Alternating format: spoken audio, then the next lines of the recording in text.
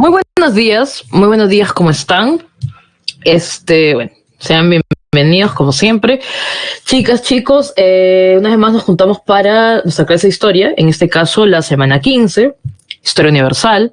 Vamos a ir analizando un poco, bueno, comenzamos con el proceso de la Revolución Rusa y luego vemos el periodo llamado de entreguerras, ¿no? O sea, no está con ese término en la separata, pero si por ahí han visto quizás en algunos libros, solemos conocer el periodo de entreguerras, es decir, desde el fin de la Primera Guerra Mundial hasta el comienzo de la Segunda Guerra, ¿no? Hay que ver más o menos qué pasa con Estados Unidos como potencia hegemónica, también hay que ver, bueno, la labor, vamos a decir, un poco improductiva de la Sociedad de Naciones y cómo también se van a ir formando estos llamados, pues, totalitarismos o fascismos, ¿no? Como es el caso de Italia, de Alemania y otros que también conversaremos, como es el caso de España y Japón. ¿Qué tal, Samantha? Buenos días. Entonces, hoy damos comienzo a nuestra clase con el proceso de la Revolución Rusa, ¿ya? Vamos a ir a ver, un poquito también de contexto, principalmente. Tienes allí también en tu separata bastante interesante. Luego vamos a hablar de este mapita de la página número 1 de tu separata. Más bien hay que hablar del contexto, ¿no? Acá no vamos a ver vamos a ayudarnos de este PPT. Bueno, la Revolución Rusa, o sea, primero hablemos de Rusia, ¿ok? Primero hablemos de Rusia, creo que ustedes se ubican más o menos, pues, en dónde se encuentra el territorio ruso, ¿no? Y sobre todo también creo que en historia hay muchas referencias del invierno ruso, incluso cuando hemos hablado, pues, por ejemplo, de Napoleón, ¿no? Y aquí también nos tocará ver una vez más cómo, bueno, también el invierno ruso va a ver, que quiero justo comenzar. Mejor hablamos primero de sociedad y luego les cuento cómo Rusia buscando, por ejemplo, un puerto que no se congele, es que va a entrar en una guerra con Japón, ¿ya? Pero vamos por partes, vamos por partes. Primero hablemos de Rusia. ¿Cómo es Rusia en su sociedad, ¿no? La sociedad rusa? Si la comparamos, por ejemplo, ya, o sea, vamos un poquito años antes, las últimas décadas nomás del siglo XIX, o sea, antes de llegar al reinado, pues, de Nicolás II, ¿ya? Hablemos un poco quizás de la época de los Alejandros, por ejemplo, ¿no? ¿Cómo es la sociedad rusa? Si hacemos nuestra pirámide típica de la sociedad rusa, tenemos que ver, pues, que, bueno, hay un tema, hay una gran población campesina, analfabeta. Si comparamos a Rusia con otros países, Rusia es atrasada, recién va a comenzar bueno, o sea, en el reinado del padre, pues, de Nicolás II, recién comienza con un proceso de industrialización, como les digo, lento, pero comienza al menos a industrializarse. Si lo comparamos, pues Rusia es la última a industrializarse, ¿no? Incluso vamos a hablar en un rato de Lenin, y no sé si recuerdan, pero cuando hablamos pues del mismo Marx, ¿no? Que acá estamos bien, vamos a ver la influencia del marxismo definitivamente en Rusia. Incluso el mismo Marx decía que era, pues, o sea, que el último lugar quizás en donde iba a haber una revolución sería en Rusia, ¿no? Pero hay que entender también qué está pasando en Rusia, cómo se da el gobierno de los zares rusos y por qué finalmente va a haber una revolución e incluso esta revolución va a terminar consolidando un Estado comunista, ¿ya? Entonces, les digo que es súper paradójico porque el mismo Marx incluso escribía que en Rusia era como el lugar, como el último lugar, ¿no? Donde habría una revolución. Pero les decía, si analizamos el régimen ruso a nivel político, pues es un régimen autocrático, como se dice, por ahí vas a encontrar pues un régimen, profe, que déspota en cierta medida, sí, porque es una monarquía absolutista la que encontramos en Rusia, ¿ya? Es el zar, ¿no? Los Romanov. Les decía que si vamos un poquito atrás, no todo comienza con Nicolás, o sea, los zares rusos han estado gobernando cerca de 300 años, ¿ok? Y antes incluso de todas estas revoluciones que vamos a ver del siglo XX de Rusia, ya han habido atentados a la vida de los zares, ¿ok? Entonces hay que entender que algo está pasando ahí en Rusia, porque si las comparamos con otros países quizás de Europa, les decía, ¿no? Atrasada, principalmente campesina, recién comienza en la última década del siglo XIX a industrializarse, y esto es importante, ¿por qué? Porque, por ejemplo, ya para 1898, o sea, ahí nomás, ya terminando el siglo XIX, se va a formar el Partido Obrero Socialdemócrata, ¿no? Entonces hay que entender que mientras en una época fue principalmente campesina, atrasada, va a comenzar un proceso de industrialización que va a permitir que haya obreros y que también se forme pues un movimiento obrero, ¿no? Por eso les decía, como un hito que se funda pues el Partido Obrero Socialdemócrata, ¿no? También si nos acordamos un poquito pues de Bakunin, ahí podemos decir que a nivel ideológico en Rusia hay anarquistas, en Rusia hay pues socialistas, ¿no? El hermano de Lenin, por ejemplo, ¿no? El hermano de Lenin va a ser justo asesinado por ser parte de bueno, de complotar para finalmente este, terminar con la vida de uno de los zares, ¿no? Entonces, lo que hay que entender es que definitivamente no es el primero, ¿ya? Y ahora vamos a hablar cómo termina pues la familia de los romanos, pero no son los primeros, ya ha habido antes atentados contra la vida del zar. ¿Ok? De los zares, ¿ya? Entonces, por un lado tenemos el despotismo de los zares, es decir, es una monarquía absolutista. Por otro lado también tenemos, a ver, es un régimen semifeudal, encontramos en Rusia, es decir, los que tienen las tierras, o sea, la tierra en pocas manos, es importante también lo de la propiedad de la tierra, es una aristocracia latifundista, el campesinado es pobre, y bueno, la burguesía es pequeña, ¿no? Pero allí, y también hay un proletariado emergente, ¿ya? Eso más o menos si hablamos de la Rusia a nivel social, ¿no? Atrasada, desigual, el fuerte invierno siempre, siempre, ¿no? Ok, ahora veamos a los antecedentes, ¿ya? La guerra ruso-japonesa de 1904 a 1905. Y ahí te comentaba, pues, que justo por este crudo invierno ruso es que hay puertos que se congelan en el invierno, ¿ya? Entonces lo que está buscando Rusia es un puerto en el Pacífico. Acuérdate que Rusia tiene un territorio pues tanto en Asia como en Europa. Lo que busca Rusia es un puerto que no se congele en el Pacífico. Por eso es que va a entrar pues en una guerra con Japón por la base de Port Arthur, ¿no? O sea, lo que pasa aquí es que, si hablamos un poco de esto, acá hay dos cosas que están ocurriendo, ¿no? China le quiere ceder pues un territorio ya a Rusia, pero Japón, que sé que no hablamos de Japón, no nos alcanza quizás para hablar un poco de la historia de Japón, pero si alguno de ustedes por ahí, pues no sé, le gusta esos típicos animes así, al menos, ¿no? Profe, sí, yo veo algunos animes de historia japonesa, ¿no? Al menos para entender que la era Meiji es la era pues de restauración del gobierno central, del emperador de Japón, y que Japón, a pesar de que no hablamos de ellos, aparecen de repente, sobre todo en las guerras mundiales, pues Japón va a tener, incluso, felizmente tu separata ha venido, Japón va a tener características del gobierno muy similares incluso a los fascismos, a los totalitarismos, ¿ok? Y Japón va a iniciar también un proceso imperialista, es decir, de copar, de invadir territorios, ¿ok? Entonces, esto comienza pues décadas atrás con la era Meiji, ya con la restauración Meiji, como se dice, que es la restauración del poder del emperador, y otra vez vamos a ver pues a Japón, al Japón imperial, ya en plena expansión. Esto es importante porque ya te imaginas si más bien Japón está en un proceso de centralización a través del poder, ya, y hay una restauración, como les digo, lamentablemente Rusia está destinada a perder, ¿ya? Si comparamos pues el ejército japonés con el ejército ruso, sabíamos pues que esta guerra ruso-japonesa, que como les decía es por los territorios de Manchuria y por el territorio de Corea también, por el carbón que hay, por encontrar, como les digo, una base, un puerto, disculpen, que no se congele, es que Rusia va a ir a una guerra con Japón y Rusia va a perder la guerra. ¿Ya? Entonces ya te imaginas cómo, o sea, ¿qué pasa en Rusia? ¿Qué pasa en un territorio cuando se pierde la guerra? Además de la crisis económica, además, bueno, del territorio que se buscaba y que no se consigue invadir o controlar. Entonces sabemos que van a haber levantamientos, ¿ya? Porque ya les he dicho, hay desigualdad, ¿ya? Y para colmo se va a una guerra y una guerra que luego se pierde. Entonces, van a haber, como se dice, levantamientos espontáneos, ¿ya? Que los encontramos en la llamada Revolución de 1905, ¿ya? Esta revolución liberal de 1905 comienza con movimientos espontáneos, ¿ya? Incluso, no sé si lo han puesto por acá, sí, aquí está, en la página número 2.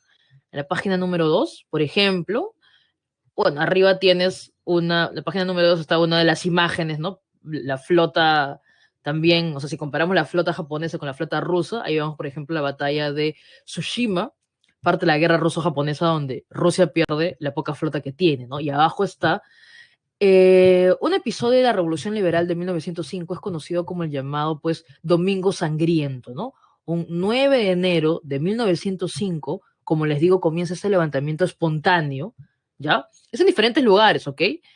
De lo que sería San Petersburgo, que luego va a ser llamado Petrogrado, ya diferentes lugares de esta localidad, y comienza, como dice aquí, en esta imagen, ¿no? Como una manifestación pacífica, ¿ya? Es una manifestación para llamar la atención del zar que ocurre luego de esta disconformidad por perder la guerra, por las muertes, por la crisis económica también, luego del endeudamiento típico, ¿no? De una guerra.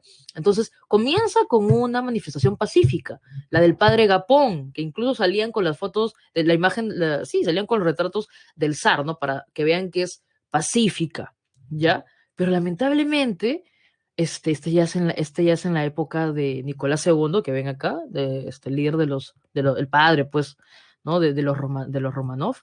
Y lamentablemente él, por temor, no va a dar las indicaciones de que no ataquen a una manifestación pacífica, sino más bien los guardias, pues, ¿no? Van a reprimir violentamente este levantamiento, repito, pacífico, ¿ya?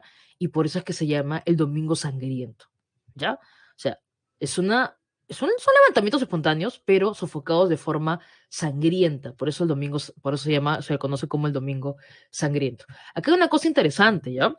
Los socialistas, incluido Lenin, no se imaginaban que iban a haber estos levantamientos espontáneos. En realidad, o sea, acá quiero que entiendas una cosa.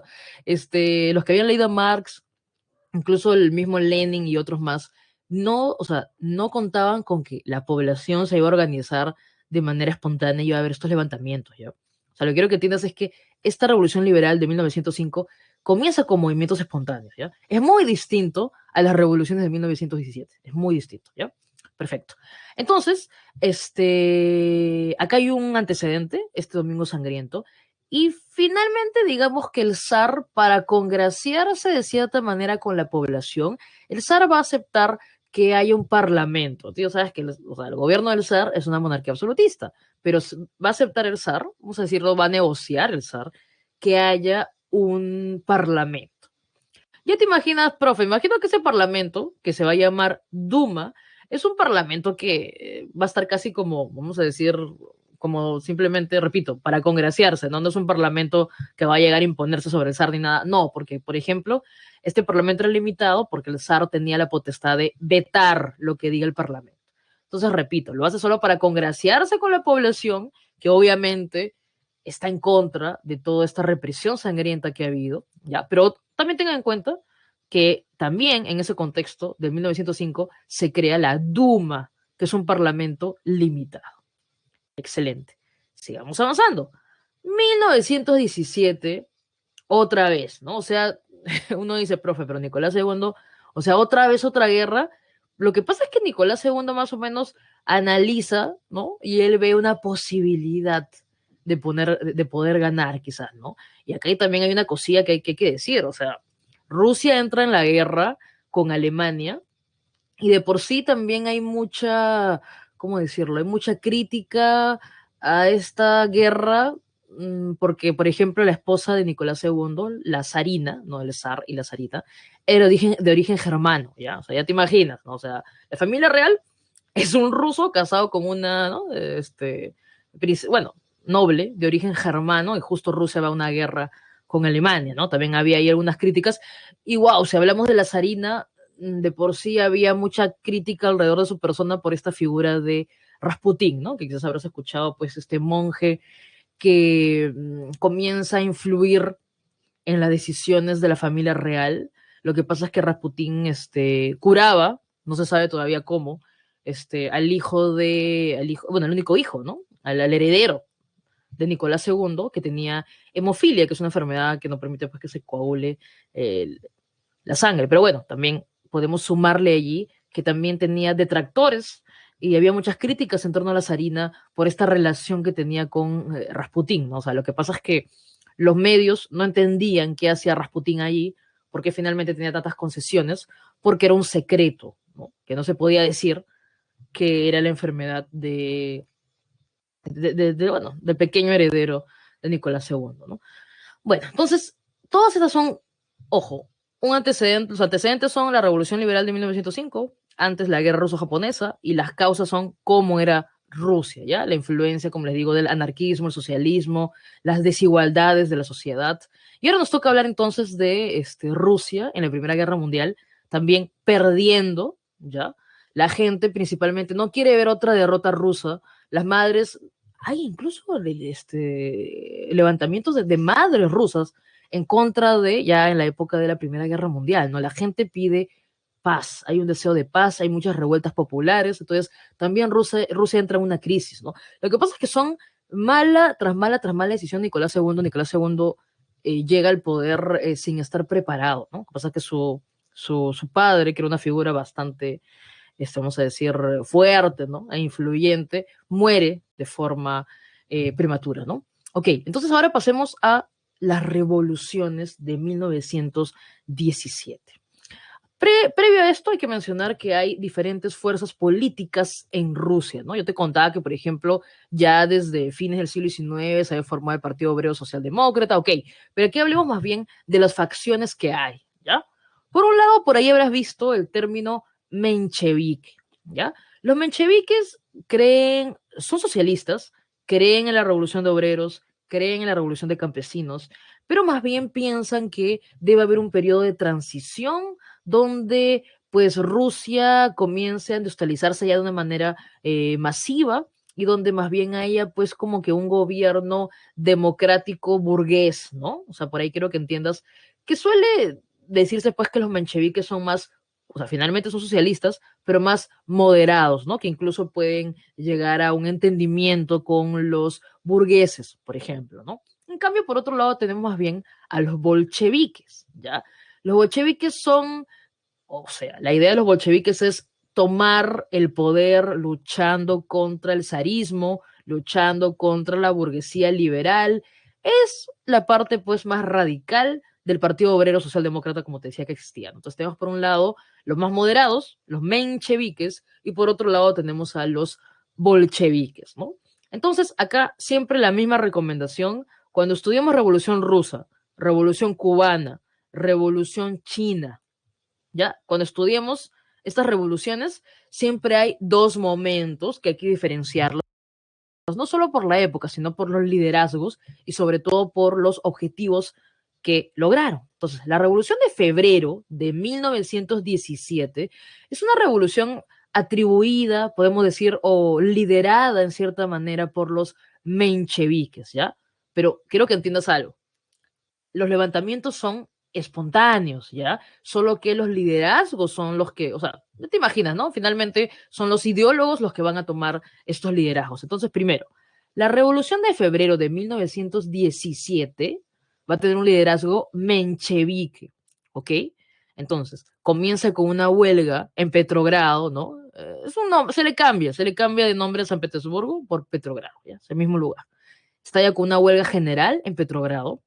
Bueno, Nicolás II estaba en el campo de batalla, cuando se entera de todo esto, se da cuenta que no tiene más apoyo, bueno, de Rusia, y más bien decide abdicar al trono. Entonces, ojo, siempre cuando hablemos de Revolución Rusa, China, cubana, siempre hay que tener en cuenta estos dos momentos. Por ejemplo, repito, liderazgo de la Revolución de Febrero es menchevique, de los moderados, ¿ok?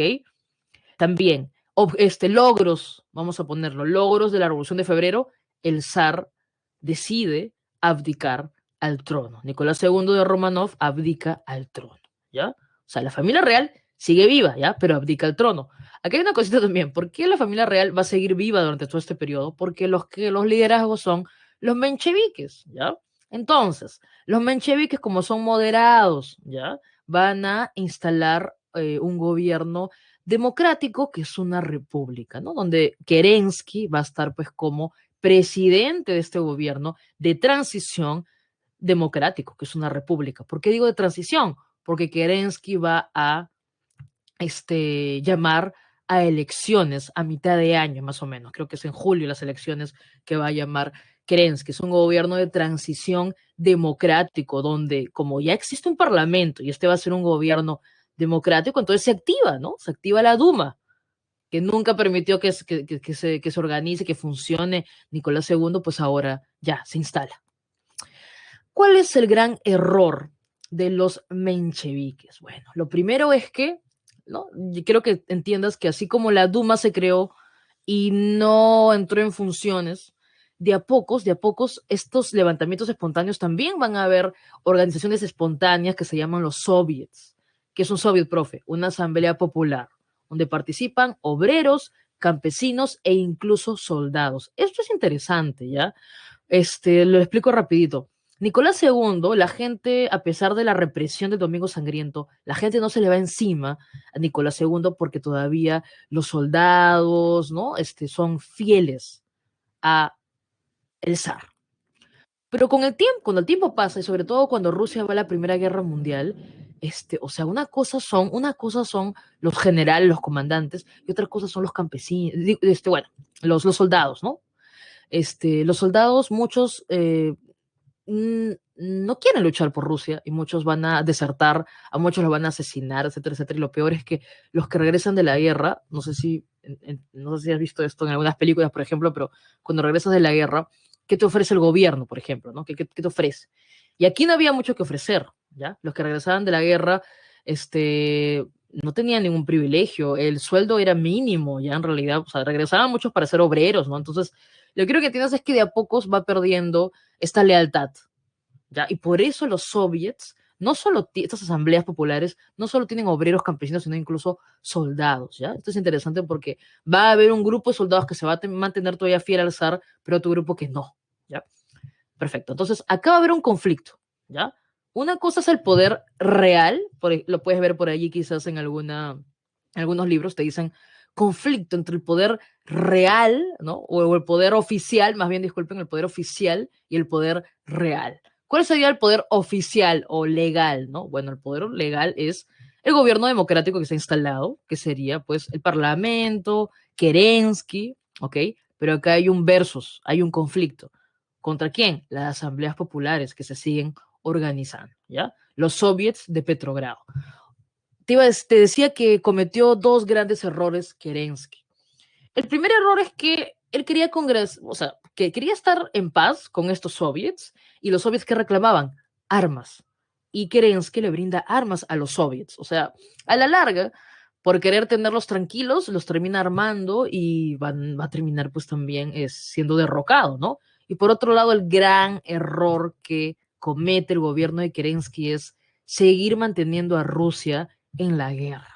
¿Ya? Es el gran segundo error que tiene, bueno, que decide, pues, que toma el gobierno de Kerensky.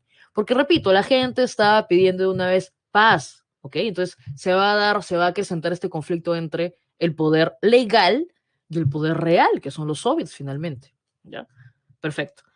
Entonces, esas son las principales características de la Revolución de Febrero. No olvidar que finalmente es Kerensky que se instala, ¿ya? Pero la Revolución de Febrero es la que derroca, ¿no? Al zar. El zar abdica. Esa es la principal característica. ¿Qué pasa entonces? Cuando ocurre esto, nuestro estimado Lenin, porque era lo típico que ocurría en la época del zar, cuando alguien era su opositor político, chao, exiliado, típico de una autocracia, ¿no?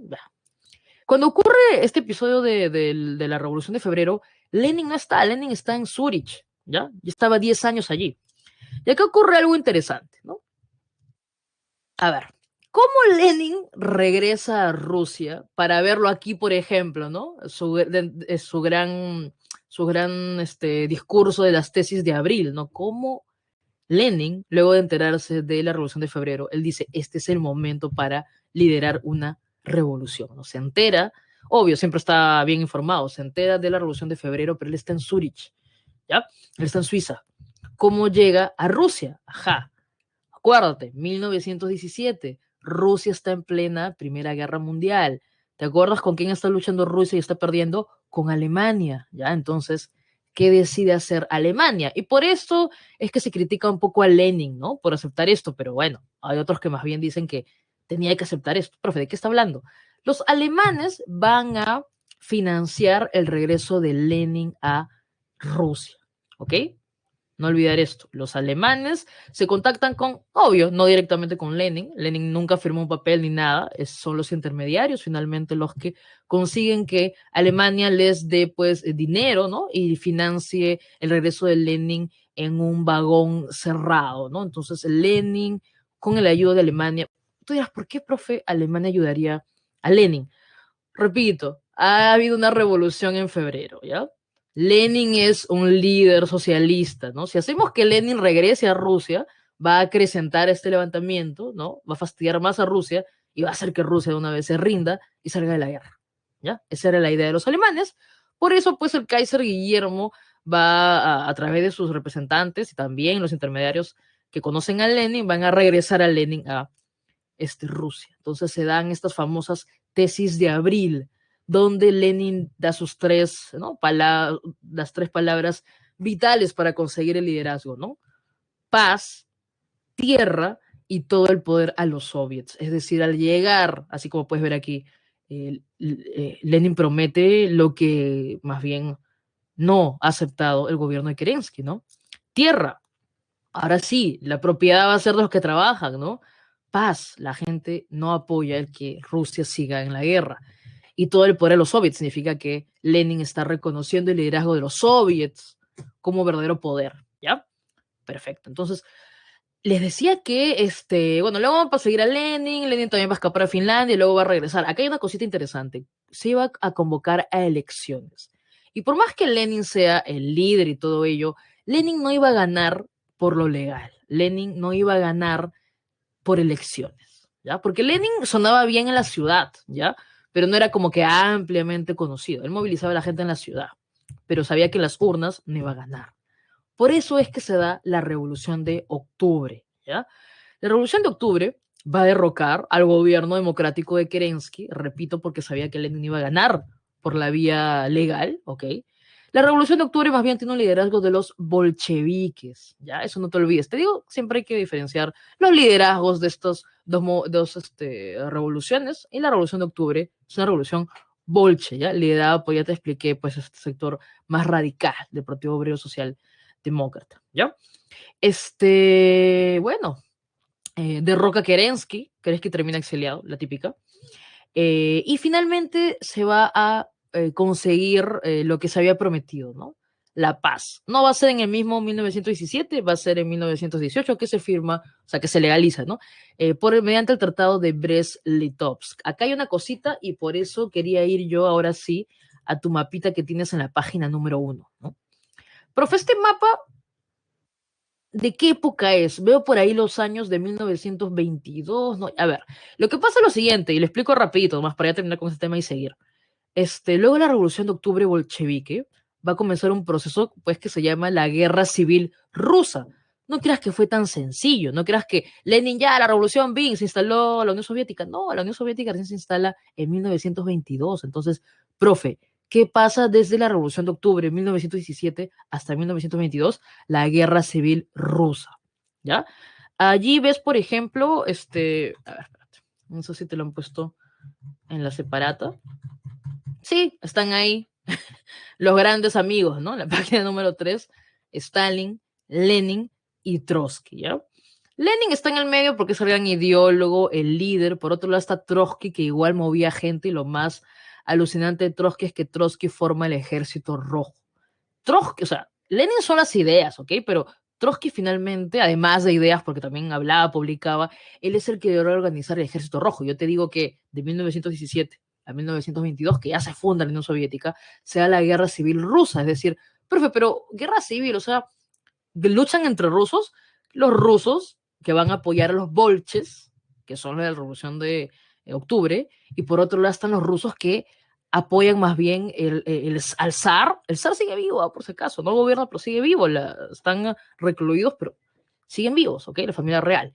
Entonces, hay esta guerra civil, donde se llama pues la guerra de los rojos versus los blancos. Los rojos son los que apoyan a los bolches, e incluso el ejército que forma Trotsky es el ejército rojo, ¿ok? Y por otro lado están los blancos, que son los que más bien no apoyan a los bolches, quieren el regreso del zar, y allí más bien esta guerra civil rusa, y estamos hablando, pues ya, o sea, ya es incluso luego, ¿ya? Mucho es incluso luego de la Primera Guerra Mundial, va Francia, Inglaterra, Alemania, todos van a mandar apoyo a los blancos. ¿Por qué? Porque quieren también sacar, siempre mírelo así, ¿no? Invierto para que si pierden los bolcheviques yo pueda quedarme con algún territorio de Rusia, ¿no? Total, el territorio de Rusia es vasto, ¿ya? Así que se da una guerra civil. Los blancos contra los rojos, o sea, los bolches contra los que son pro zar o, como les digo, todos estos, este apoyo, todo este ejército que se ha enviado de parte de Inglaterra, de Francia, ¿no? De Alemania también para ver si consiguen algo de esta inestabilidad política que se da en Rusia, ¿ya? Entonces, no te olvides de eso, la guerra civil rusa, claro, las acciones son de 1917 a 1921, pero yo jalo incluso el 22, porque recién cuando termina la guerra civil rusa y ganan los rojos, ahí recién se funda la Unión, o sea, la URSS, ¿no? La Unión de Repúblicas Socialistas Soviéticas, ¿ya? Ojo con ello, recién en el 22, cuando termina la guerra civil rusa. Y por eso es que, regresando un poco a la página número 1, ahí ves en ese mapita cómo finalmente se va a ver, pues, la Unión de Repúblicas Socialistas Soviéticas, ¿ya? Ojo, y ahí también tienes en la página 1 un pequeño fragmento de por qué ganaron los bolches, ¿no? O sea, ¿por qué ganan los bolches? Porque están organizados. ¿Por qué ganan los bolches? Porque son más. ¿Y por qué ganan los bolches? Porque la gente también le tenía miedo. Incluso los mencheviques, que son moderados, van a tener que terminar apoyando los bolches porque si no los apoyabas, eres enemigo de la revolución. Y que estamos hablando también de la revolución, en la página número 3, puedes ver también en la parte de arriba, en la parte derecha está Kerensky, pero en la parte izquierda está el escudo de la Unión Soviética, ¿ya? Y esta imagen, que lamentablemente en el Perú es sinónimo de el terrorismo, pero hay que entender que aquí simboliza otra cosa. La hoz y el martillo, que aparece esta imagen como símbolo de la revolución, no es otra cosa que la unión de el obrero y el campesino, con sus armas, con sus herramientas, disculpa, de trabajo, ¿no? La hoz del campesino y el martillo del obrero. Entonces, siempre hay que entenderlo en su contexto. La hoz y el martillo, que es una imagen, repito, cualquier persona que quiera hacer su experimento social y sale aquí a la calle con su hoz y el martillo, ya saben qué va a pasar probablemente, ¿no? Porque aquí está relacionado con Sendero Luminoso, con el terrorismo, pero, repito, es un símbolo que aparece en la Revolución Rusa y que son las herramientas de los dos principales grupos sociales que son pues la gente que se mueve en la Revolución Rusa, ¿no? Los obreros y los campesinos, ¿ya? Entonces también ten en cuenta esto. Bueno, terminada la Guerra Civil Rusa, previamente también no te olvides que en el 18 ya se firmó el Tratado Brest-Litovsk, por el cual se retira Rusia de la Primera Guerra Mundial, lamentablemente cediendo algo de territorio, y finalmente, les decía, cuando se termina esta guerra civil de blancos versus rojos, en 1922 se funda la Unión de Repúblicas Socialistas Soviéticas, ¿ya? Lenin fallece en 1924 y Stalin lo sucede en el gobierno. Cosita también que hay que mencionar, pues les había dicho que ahí está en la página 3 tres personajes muy interesantes. Lenin, les decía, es finalmente el líder, ¿no? Trotsky va a ser también, tiene un liderazgo, pero él lo recordamos sobre todo por ser el principal artífice del Tratado Brest-Litovsk, por un lado, y por otro lado, antes la formación del Ejército Rojo, ¿ya? Que va a finalmente enfrentarse pues a este movimiento más bien de los blancos. Profe, ¿y Stalin qué onda con Stalin? Bueno, Stalin es un personaje que incluso Lenin habló mal de él, ¿no? Lo que pasa con Stalin es que era un personaje inteligente, pero siempre se mostró más bien como el mandadero, ¿no? O sea, el que hacía de todo. Él incluso era muy importante porque conseguía pues el dinero, ¿no? Se tenga que robar, que matar, etcétera, etcétera, conseguía el dinero para lo que necesitaba pues el partido eh, socialista, ¿no? Y más bien lo que hace Stalin es que no tiene quizás el liderazgo ni la forma de hablar, de expresarse de Lenin ni de Trotsky, pero lo que hace Stalin es comenzar a rodearse de gente que sea fiel hacia él, y lo que hace Stalin es escalar y escalar y escalar más en el partido comunista, y finalmente cuando Lenin muere, como Lenin nunca dijo quién era su sucesor, y Stalin ya tenía mucha gente de su lado, lo que hace Stalin es perseguir a Trotsky, ¿no? Que podría haber sido más bien, o se perfilaba como el heredero de Lenin. Lenin muere y Trotsky va a ser perseguido. Recuerda que Trotsky va a ser perseguido hasta en México, ya donde termina finalmente asesinado.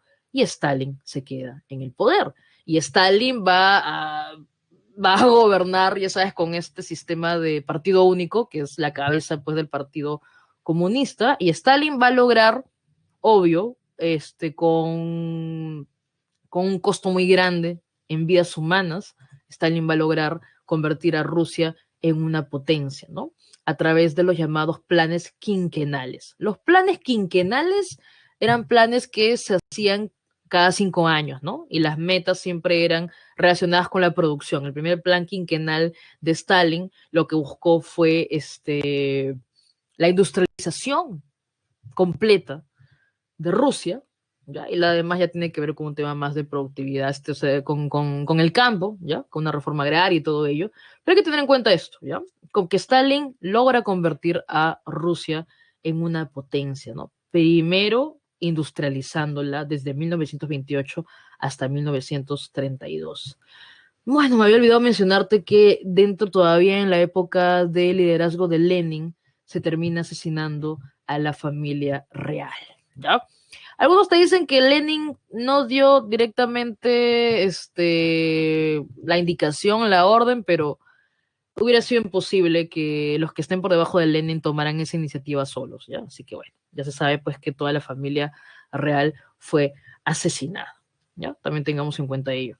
Bueno, eso es en julio del 18 ocurre el asesinato de la familia real. Perfecto, pero acá, ¿qué es lo más importante? Las consecuencias, ¿ya? ¿Te acuerdas nuestra separata de ideologías del siglo XIX? Bueno, ya no solo son ideologías, ¿no? El socialismo ya no solo es ideología, la influencia del marxismo ya no solo existe como ideología. ¿A qué se refiere, profe? Pues que cuando gana los bolches la guerra civil rusa, ahora si ves el mapita de Europa, hay una gran mancha roja ahí, ¿no? Profe, ¿a qué se refiere? Bueno, pues chicos, cuando ganan los bolches la guerra civil rusa, se establece un gobierno comunista, la Unión de Repúblicas Socialistas Soviéticas. Entonces, repito, ya no solo es la ideología, no solo es el rojito que está por allí diciendo revolución, revolución. No, ya existe un gobierno comunista, ¿ya? Y esto es importante, ¿por qué razón? Porque en un rato vamos a hablar de los fascismos. Y los fascismos van a tener apoyos de empresarios, va a tener apoyo de la clase media y todo ello. ¿Por qué razón? Porque hay un miedo al otro lado, ¿no? Y el otro lado que es el comunismo. Y así quiero que tengan en cuenta esto, porque ya no solo es una ideología, es un territorio que está grandazo, es un gobierno que existe, que se puede palpar, que es real, que es la Unión de Repúblicas Socialistas Soviéticas, ¿ya? Perfecto. Igual, ya cualquier pregunta que tengan por ahí, tienen ahí el chat. Sigamos entonces, ¿ok? ¿Qué pasa en Estados Unidos? ¿No? Te decía que también nos toca analizar el proceso llamado de entreguerras, el periodo de entreguerras, es decir, fin de la Primera Guerra Mundial y comienzo de la Segunda. Y aquí nos toca analizar a Estados Unidos, que va a estar viviendo un proceso, pues, que en en la cultura pop se le conoce como los felices años 20 o también se le conoce como los locos años 20. ¿Por qué razón, profe, felices o locos años 20? Ya sabemos pues que Estados Unidos analizó en la Primera Guerra Mundial muy bien en qué momento ingresar a la guerra, ¿ya? Retrasó y retrasó su ingreso a la guerra porque obviamente ingresa pues a ganar, ¿no? A hacer refuerzos y a beneficiarse con la guerra. Entonces, esto es lo que va a ocurrir con Estados Unidos durante los llamados años 20, o sea, estamos hablando toda la década del 20, ¿ya? Son los locos años 20, ¿por qué razón? Porque en Estados Unidos se va a vivir mucho a ver, no sé si ustedes habrán escuchado, o sea, seguro tienen familia que ha ido a Estados Unidos a trabajar y todavía, a pesar de estar en el 2021 y saber que Estados Unidos ha pasado por muchas crisis y todo, todavía hay esa idea de lugar de las oportunidades, del American Dream y todo eso, ya, eso del American Dream y todo ello se forma justo en o sea, se encarga de exportar esa idea de que todo puede ocurrir en Estados Unidos en esta década, pues en la década de los 20. El optimismo, ¿ya? Lo que pasa es que está viviendo un auge económico que casi todas las clases lo pueden vivir, ¿ya? O sea, quiero que entiendas algo. Una cosa es que la riqueza está en pocas manos, ¿ya? Pero otra cosa es que haya, como repito, un optimismo que va de la mano de un consumismo, es decir, lo que pasa con Estados Unidos es que Estados Unidos tiene desarrollo económico así. Si lo comparas con Europa, nada que ver, porque Europa está recuperándose de la guerra y más bien el que está allí, como se le dice, siendo una locomotora de la economía mundial, es Estados Unidos. Entonces el desarrollo económico de Estados Unidos es único, está en despegue. Por eso en Estados Unidos se vive pues el llamado American Way of Life, ¿no? Que es el optimismo económico, ¿ya? Que va de la mano también de un consumismo, ¿no? Justo en esta década, los años 20, vamos a ver, pues, que aparece toda esta industria del cine, la moda, el jazz, el blues, los cabarets, ya todo eso aparece, pues, en la época que repito, pues la gente está en optimismo así, ¿no? Y puedes ver ahí, there's no way like the American way, ¿no? No hay nada mejor que la vida americana, es un cartel publicitario, o sea, eso te está viendo en Estados Unidos, somos los mejores y no hay otra forma de vivir aquí. Por eso se va a dar mucha inmigración justo también en la década del 20 en Estados Unidos, ¿no? Entonces habrás escuchado pues de todas estas mafias italianas y todo ello, es que van pues, ¿no? Hay migración y por eso se van formando estas mafias también, ¿no? De algunos inmigrantes. En fin, sigamos. ¿Por qué Estados Unidos, además de, en este periodo de entreguerras, además de por haber ingresado finalmente, ¿no? Y ser la llamada locomotora de la economía mundial, ¿por qué razón también se vive esto, ¿no? Y por qué finalmente, o sea, es como que ha estado fiesta, fiesta, fiesta, fiesta y luego viene la resaca, ¿no? La cruda. ¿De qué estoy hablando? Pues de este periodo, repito, de optimismo, desarrollo económico, que lamentablemente termina en una crisis. ¿Por qué razón? Bueno, lo que pasa es, no te olvides, el modelo liberal económico, ¿no? ¿Qué te dice el liberalismo económico? Recordemos un poquito, ¿cuál es la propuesta del liberalismo económico? Ah, profe, o sea, que el Estado no intervenga, pues ya, pues si el Estado no interviene, y te digo que se está viviendo una época, o sea, si el Estado no interviene, el Estado no regula entonces cuánto se produce, cómo se produce. Otro error también de este liberalismo es que hay muchas entidades financieras, por ejemplo, ¿no? O sea, oye, tener un banco no es sencillo, ¿no? Pero hay muchas entidades financieras también en Estados Unidos en esta época. Y lo peor de todo, que está allí, la bolsa, ¿ya? Aparece acá algo que existe hasta la actualidad y ustedes lo habrán visto, no sé si algún chico o chica pues lee, sabes que en estos últimos años está de moda pues todas estas criptomonedas, por ejemplo, y hay gente que se hace rica con ellas y también hay gente que, bueno, pierde grandes cantidades de dinero, porque más o menos así funciona la bolsa, ¿no? La bolsa de valores funciona, pues, hay flujos definitivamente de desarrollo, ¿no? Hay flujos, y todo recae en la especulación financiera, ¿no? Sabes que, no sé, la gente comienza a comprar más acciones de una empresa, se comienza más bien a valorar esa empresa, y si se deja de comprar de una, se comienzan a devaluar, y o sea, quiero que entiendas que pierden valor, ¿no? Esas acciones y todo ello. Entonces, es una... Hay gente especialista que sabe cómo funciona esto, pero como en esta época, ya, todos reciben un poco del chorreo económico, como se dice, todos querían pues participar en la bolsa y acá viene otra cosa también que parece, me había ayudado a mencionarle, el crédito. El crédito también aquí se dispara y cualquiera podía tener un crédito. Entonces ya te imaginas, hay gente que se va a endeudar y con ese dinero que pide prestado se va a jugarlo la bolsa, porque repito, hay gente que sabe, pero hay gente que no, y es prácticamente como jugarlo en la bolsa. Ah, voy ganando y luego pierdo. Entonces quiero que entiendas que acá hay un exceso, definitivamente, ¿ya? Entonces, especulación financiera. Por otro lado, también hay gente que pide préstamos para producir, ¿ya? Y como produzco, y todos en Europa me compran, entonces sabes pues que está también, hay por ejemplo, un 15% de productividad, hay abaratamiento de costos, no te olvides también que como Estados Unidos es la locomotora de la economía mundial, Estados Unidos presta y presta y presta a Europa, ¿ya? Son muchas cosas, ya te imaginas qué va a ocurrir, sobreproducción, ¿no? Luego, pues, por la compra a crédito también, y por todo ese tema de la especulación financiera va a haber una inflación también. Entonces, hay que entender que se le dice pues la gran crisis del capitalismo y la gran crisis del modelo liberal, repito, porque en el modelo liberal, en el librecambismo, todo es oferta y demanda, no hay intervención del Estado, ¿ya? No hay un ente regulador, todo se regula pues, como se dice, naturalmente por la oferta y la demanda. Entonces, estos felices años 20 van a tener acá por ejemplo, mira, hay un mapita para que veas todo de lo que se encarga, pues, Estados Unidos, ¿no? Entonces, Estados Unidos hay que entender que sostiene prácticamente las economías, ¿no? Se estaban recuperando en Europa y Estados Unidos le presta, ¿sabes, no? Acá justo hay un mapita, por ejemplo, para que veas. Estados Unidos extrayendo, pues, a diferentes partes del mundo, ¿no? Está, pues, ahí cacao, azúcar, caucho y luego también inyectando de capitales a Europa para que a su vez también, entonces, date cuenta, ¿ya? Acuérdate un poco, la vez pasada hemos hablado también del gobierno de Leguía, cómo todo este progreso en obras públicas y en construcciones, todo ello, infraestructura, estaba sostenido en los préstamos estadounidenses. Ese es el problema, ¿ya? Porque estamos, repito, sostenidos, nos sostiene Estados Unidos. Si algo le pasa a Estados Unidos, adiós. Y es prácticamente por eso hay una gran crisis mundial, porque todos dependen de Estados Unidos, ¿ya? Bueno, todo comienza justo con lo de la bolsa, ¿no? Que les comentaba.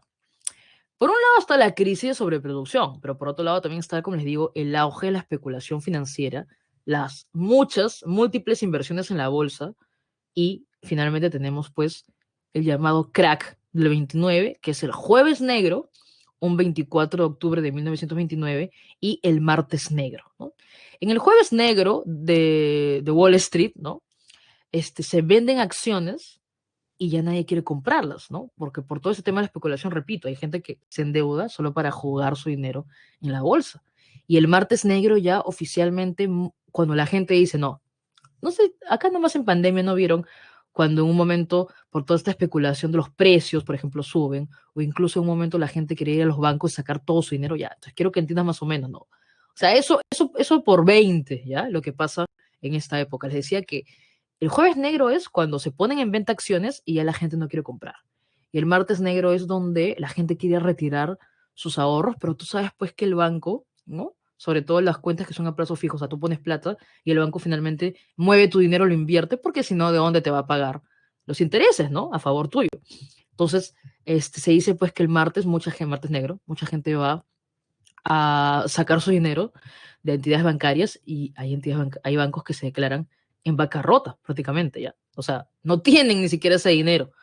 Y también comienzan pues estas leyendas urbanas de muchos empresarios que se suicidaron y todo ello, ¿no? O sea, pero quiero que entiendas que es cómo alguien puede tener riqueza y perderla prácticamente en una cuestión de horas, ¿no? Acá en la página 4, en la parte de abajo, ves justo, como te decía, ¿no? El jueves negro es el 24 y acá ves el 25, ¿no?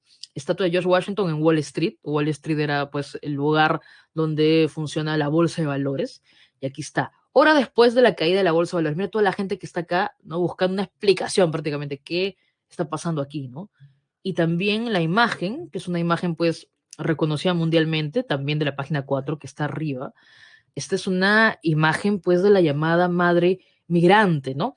Hay una película que creo que se llama Cinderella Man con Russell Crowe, que solo yo les recomendaría, o si quieren veanla todo, pero es la historia pues de un boxeador, pero solo me importa a mí mucho los primeros 15 minutos porque muestran justo cómo él, que era un boxeador, comienza a invertir su dinero, recuerdo en una empresa de taxis, creo, y se hace rico así, porque todos están pues ahí, prácticamente como decir apostando.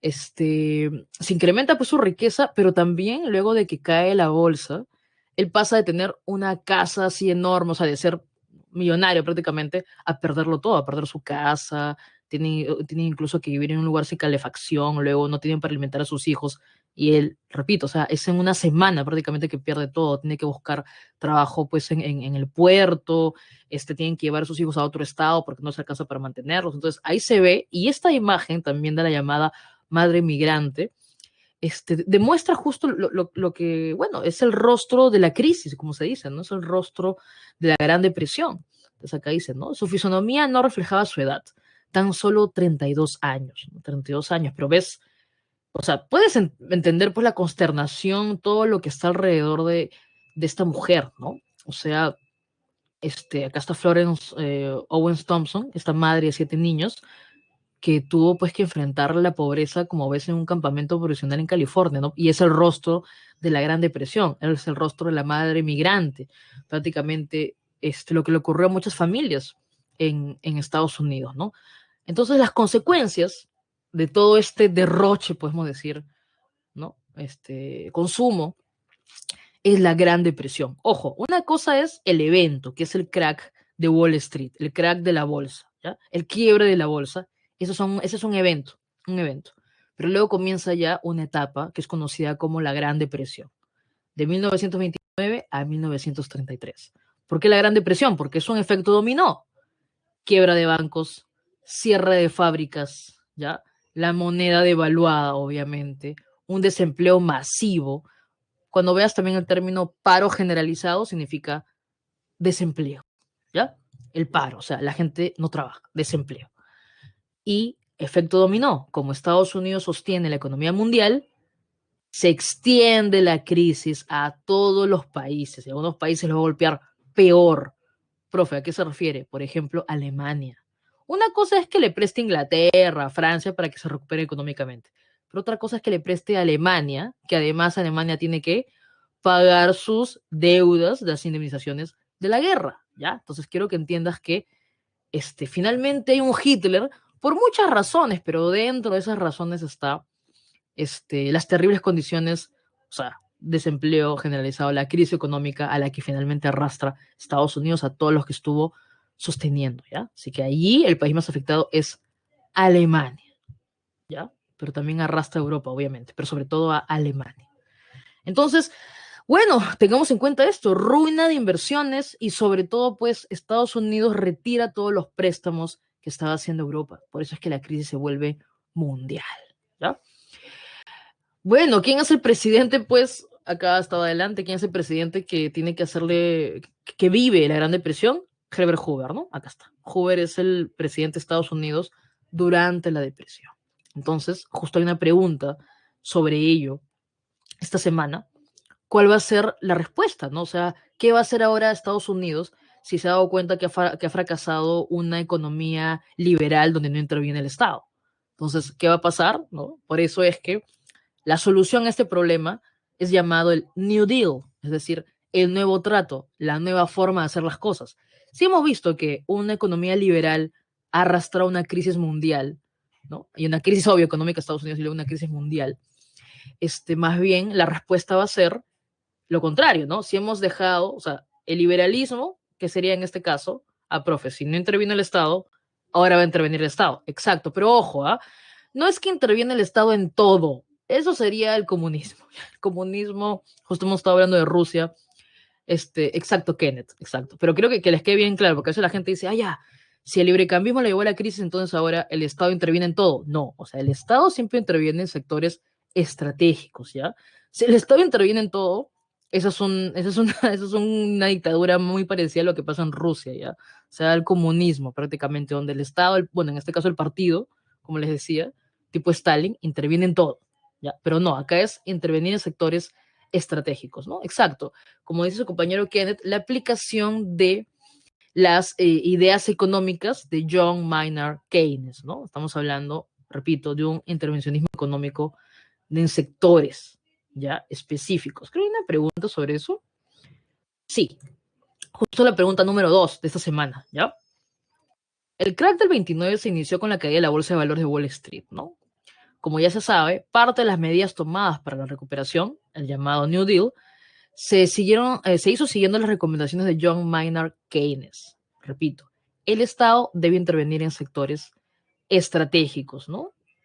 A ver, por ejemplo, o sea, ¿tiene que regular todo? No, porque si el Estado está en todo, sería un comunismo donde controla todo el partido único tipo Unión Soviética, ¿ya?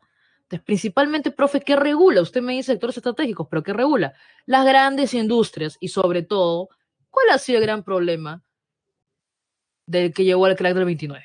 ¿Quiénes han sido los grandes culpables? Los bancos, pues, las entidades financieras. Yo te decía que antes no había mucha regulación para poner un banco. En cambio, ahora sí tiene que haber regulación. Entonces, repito, John Maynard Keynes, la recomendación es, ¿qué cosa? Que el Estado intervenga, pero en sectores estratégicos. ¿Cuáles son? Repito, las grandes industrias.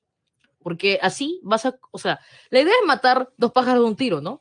Si yo una vez más invierto en las grandes industrias, ¿qué voy a hacer entonces? ¿No? O sea, ahí viene el Estado. Voy a finalmente pues a generar también empleo. Por eso vas a ver que pareciera contradictorio, ¿no, profe? O sea, si Estados Unidos se quiere recuperar, no debería gastar, ¿no? Más bien, si comienzas a desarrollar pues el gasto público, es decir, obras públicas, ahí voy a comenzar a contratar gente, pues también, ¿no? Por ejemplo, entonces, ya eso es lo que va a hacer el Estado. Pero no te olvides que el Estado controla las grandes industrias y, sobre todo, las entidades bancarias, el sistema financiero. No es que controla todo, eso sería Unión Soviética, ya con el partido controlando todo. No, no es un comunismo. Lo que dice John Maynard Keynes es sectores estratégicos, en este caso, las grandes industrias y el sector financiero. Entonces, este New Deal que se inspira pues en las propuestas de Keynes, que termina ¿no? finalmente permitiendo que se recupere la economía estadounidense. No es una política intervencionista, pero repito, en sectores estratégicos. Entonces, en lo financiero, ya sabes, se va pues a regular la actividad de los bancos y los nuevos bancos van a tener también apoyo del Estado, ¿no? Va a haber inyecciones de capital, como se dice, ¿no? En la agricultura, podemos, lo vital, ¿no? Hay que disminuir la producción porque hemos estado en modo sobreproducción, ¿no? Disminuir la producción, incremento los precios, ¿ya? En la industrial, aumento de salarios. Esto es muy interesante, ¿eh? Los cambios que van a darse también por el New Deal en el sector industrial. Aumento de salarios, menos horas de trabajo. Y en lo social quizás sería lo más interesante también de esta parte, es la inversión en obras públicas para generar trabajo y sobre todo las medidas sobre la equidad, ¿no? Que parte de ellas es la creación del sistema de seguridad social, que tú debes haber visto quizás en alguna película, alguna referencia de Estados Unidos o por alguien que vive allí, que sabes pues que la gente que finalmente accede a este sistema de seguridad social tiene pues pensión, salud, incluso pues hay gente que en la época, o sea, tienen un seguro incluso cuando la gente está desempleada, ¿no? Entonces habrás visto, ya pues esto finalmente es todo el sistema de seguridad social, ¿no? Que se da a partir de este New Deal.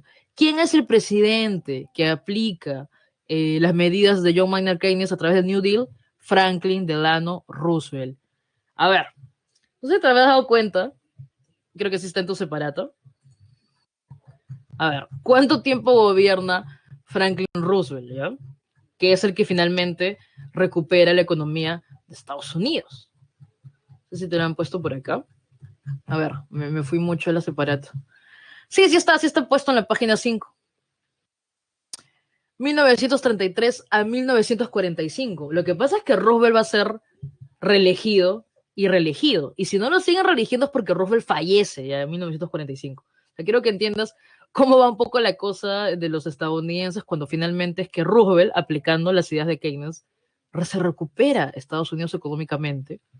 Obvio, ¿no? No es una cuestión pues rapidísima de 2, 3 años, pero en verdad es menos de una década en que logra recuperarse Estados Unidos. Y como les digo, Roosevelt es reelegido y reelegido justo por estas medidas, ¿no?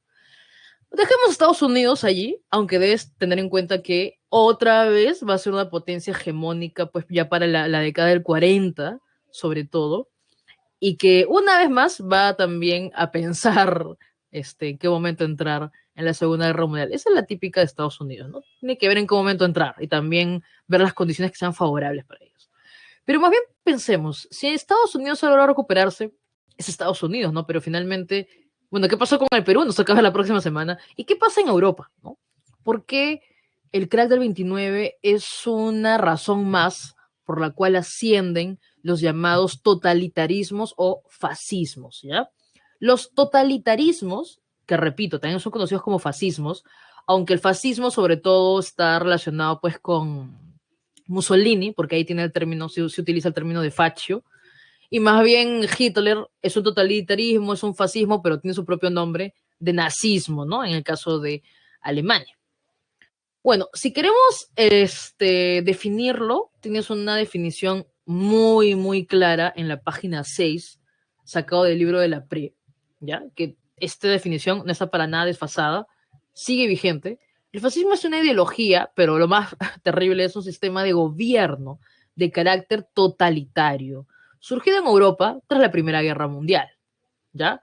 ¿Quiénes son los enemigos de estos totalitarismos? Y el mismo nombre lo dice porque hay un control total del poder, del gobierno, Bueno, ¿quiénes son los enemigos?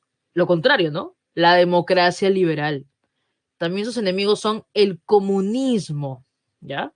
O sea, este Estado todopoderoso tiene como enemigos a los comunistas, a los liberales también, ¿ya? Bueno, comunismo entra marxismo, todo, ¿ya? ¿Ok? Y va a utilizar, tiene diferentes características, pero una de las que es súper clara y sobre todo en lo simbólico lo vamos a ver es el llamado chauvinismo, es decir, la excusa o el disfraz que tiene este gobierno, que son dictaduras finalmente, es el nacionalismo exacerbado, ¿ya? Repito, fascismo lo utilizamos por que el primer gobierno con esas características que llega al poder es el gobierno de Benito Mussolini en Italia. Se le dice fascismo italiano. Y también podríamos decirle fascismo alemán, pero es que las características que va a tener el gobierno pues, de Hitler y todas las persecuciones y todos los que son, wow, todos los abusos que van a darse durante su gobierno, sobre todo en los campos de concentración, donde yo sé que todos conocen que hubo un exterminio, un genocidio judío, pero no solo estaban los judíos en los campos de concentración, ya en los campos de concentración estaban los homosexuales, estaban los gitanos, estaban los comunistas también, estaban incluso los enfermos mentales. Lo que pasa es que tenemos que decir nazismo alemán porque allí ese totalitarismo ya tiene otras, o sea, tiene otras características ya muy peculiares que se dan durante el gobierno de Hitler, por eso, repito, o sea, puedo decir totalitarismo, fascismo, son sinónimos, ¿ya? Pero fascismo sobre todo, pues utilizamos la etiqueta en Mussolini, porque de ahí viene pues del término de fascio, de las fases, pero el nazismo lo colocamos donde Hitler porque tiene también otras características, y ahí ya aparece el pangermanismo, incluso la eugenesia, que en otras palabras es, repito, o sea, asesinar o prohibir que se reproduzcan las personas que tienen alguna, no sé, algún problema mental y todo ello, porque no solo los judíos van a estar, como te digo, en los campos de concentración, ya lo de Hitler es, me olvidaba, hasta los testigos de Jehová incluso también están ahí, ya, o sea, es una persecución sistemática, ya, o sea, la del nazismo en Alemania.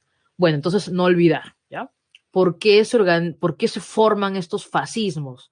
Por la crisis acuérdate, desde la Primera Guerra Mundial, la crisis de posguerra. Pero acá también hay otra cosita. Hace un rato te decía que los empresarios apoyan a la gente, pues, como Hitler. Entonces, ¿por qué terminan apoyándolos? Porque, a ver, y también que te sirva también para verlo en el Perú. Finalmente la historia es eso, ¿no? Que no sea útil de cierta manera. Hay que verlo siempre de forma crítica. ¿De qué estoy hablando?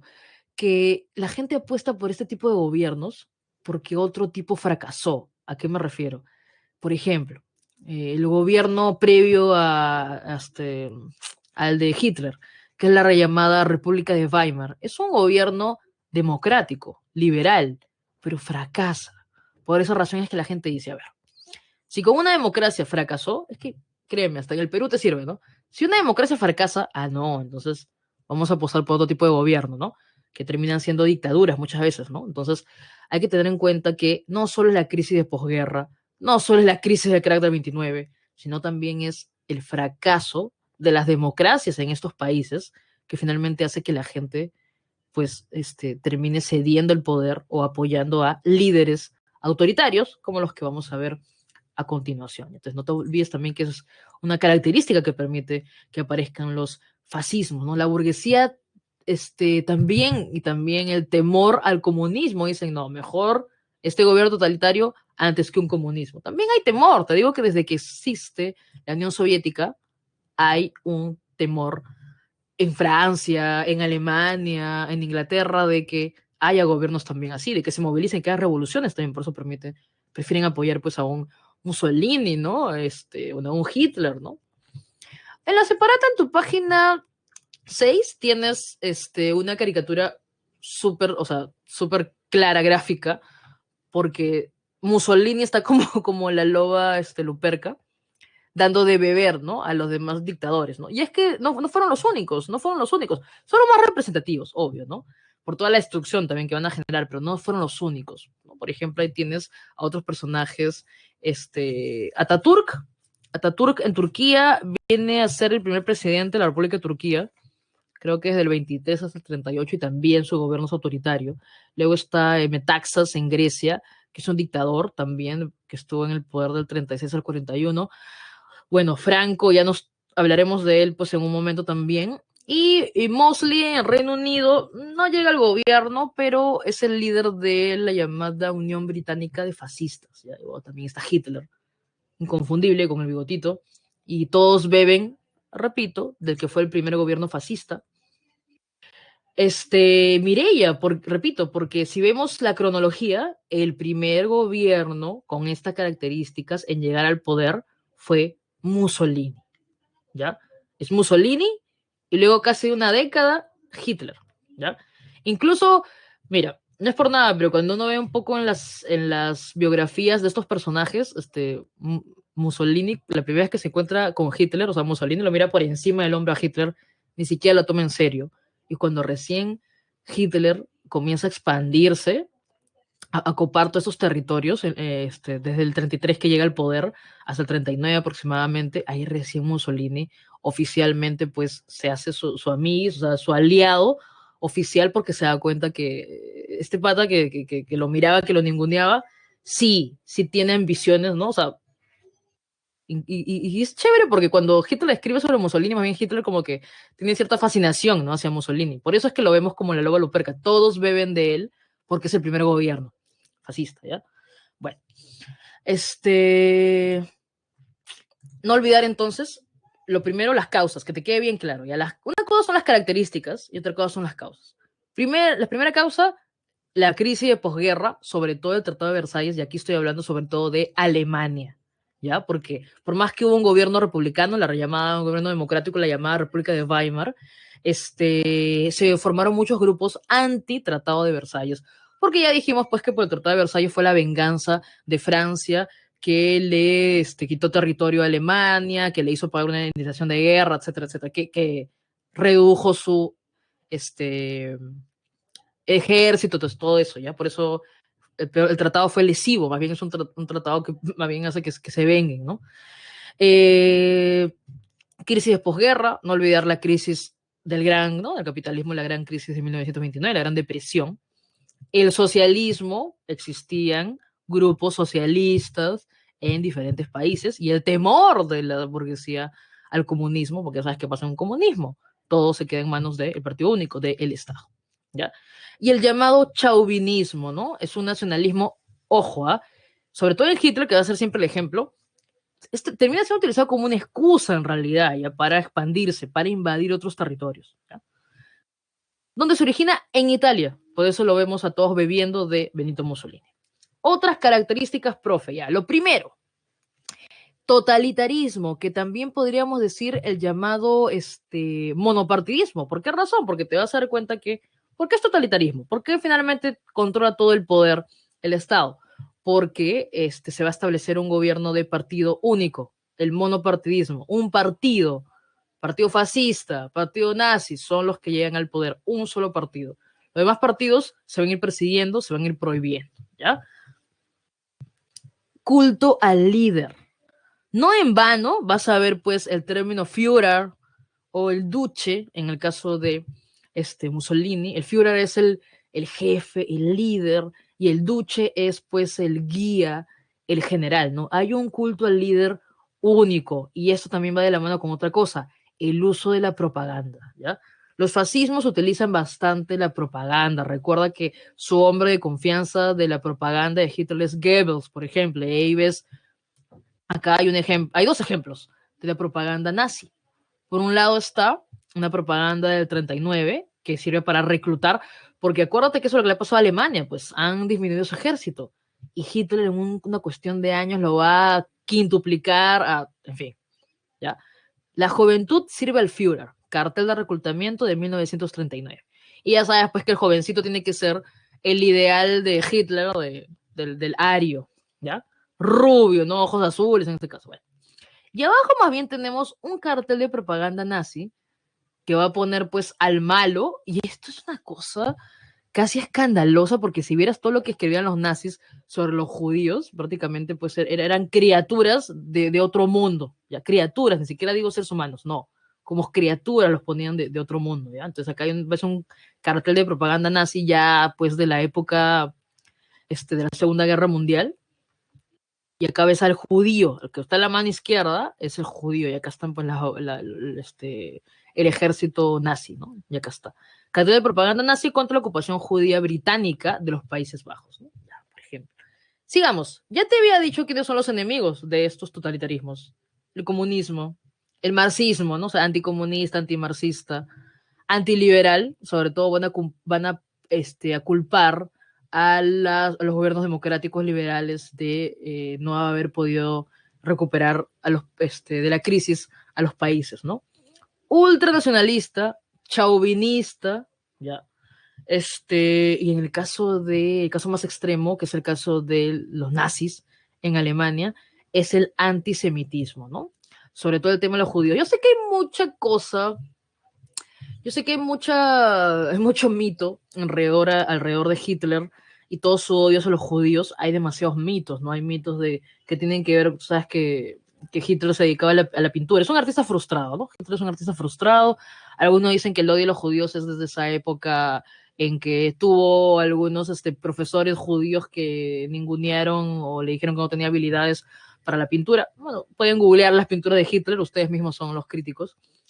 Pero en realidad tiene que ver más con un tema político-económico, ¿no? Los judíos alemanes estaban en los puestos, tenían empresas, entonces es más bien una cuestión de chivo expiatorio, ¿no? Culpar a los judíos. Pero el antisemitismo, que tiene que ver efectivamente con la persecución a los judíos, es sobre todo en el caso de los alemanes, ¿no? Otras características que no están, yo podría mencionar también, pues, la captación de jóvenes a través de la propaganda, el respaldo de las clases medias también sería, ya sabes, por el temor a un gobierno comunista, y el expansionismo territorial. Eso es vital, sobre todo previo a la Segunda Guerra Mundial, ¿no? Que hay unas características del fascismo italiano. Y ojo, para que sepan, ¿eh?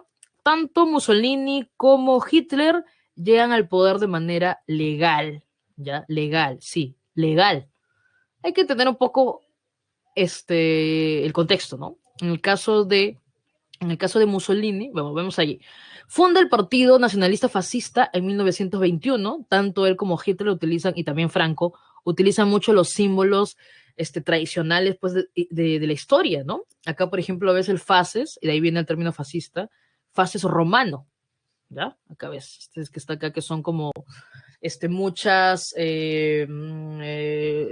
muchos maderos amarrados, ya tiene que ver pues con la unión de las legiones romanas, ¿ya? Entonces ahí ves también que es utilizado por Benito Mussolini. No te olvides de las camisas negras, ¿ya? Que son los simpatizantes que se vuelven un grupo paramilitar finalmente liderado por Mussolini, ¿no? Entonces, ¿qué está pasando en Italia? Hay una huelga izquierda, hay una huelga pues liderada por la izquierda en 1922, hay un temor del gobernante de Italia, ya, Víctor Manuel III creo que es, y esto, por otro lado, ya se había formado, como te digo, este grupo paramilitar que son los camisas negras, no te olvides pues que, o sea, a ver, acá viene una cosa, ¿no? Los camisas negras hacen su marcha hacia Roma, neutralizan esta huelga que hay, y por el temor del gobierno de Italia, de que esta huelga vuelva a haber, o sea, que exista otra huelga, ¿no? Y todo esto, repito, el temor a un gobierno o el liderazgo comunista o de la izquierda hace que finalmente se prefiera apoyar a este grupo paramilitar de los camisas negras, ¿ya? Entonces, la marcha a Roma es súper simbólica, van a estar marchando estos miles de simpatizantes de Mussolini, y esto hace que el gobierno de Italia permita que Mussolini se convierta en un primer ministro, ¿ya? Entonces, repito, es legal. Mussolini es elegido primer ministro y de a pocos lo que hace Mussolini es, bueno, ¿no? Convertirse en un gobierno totalitario.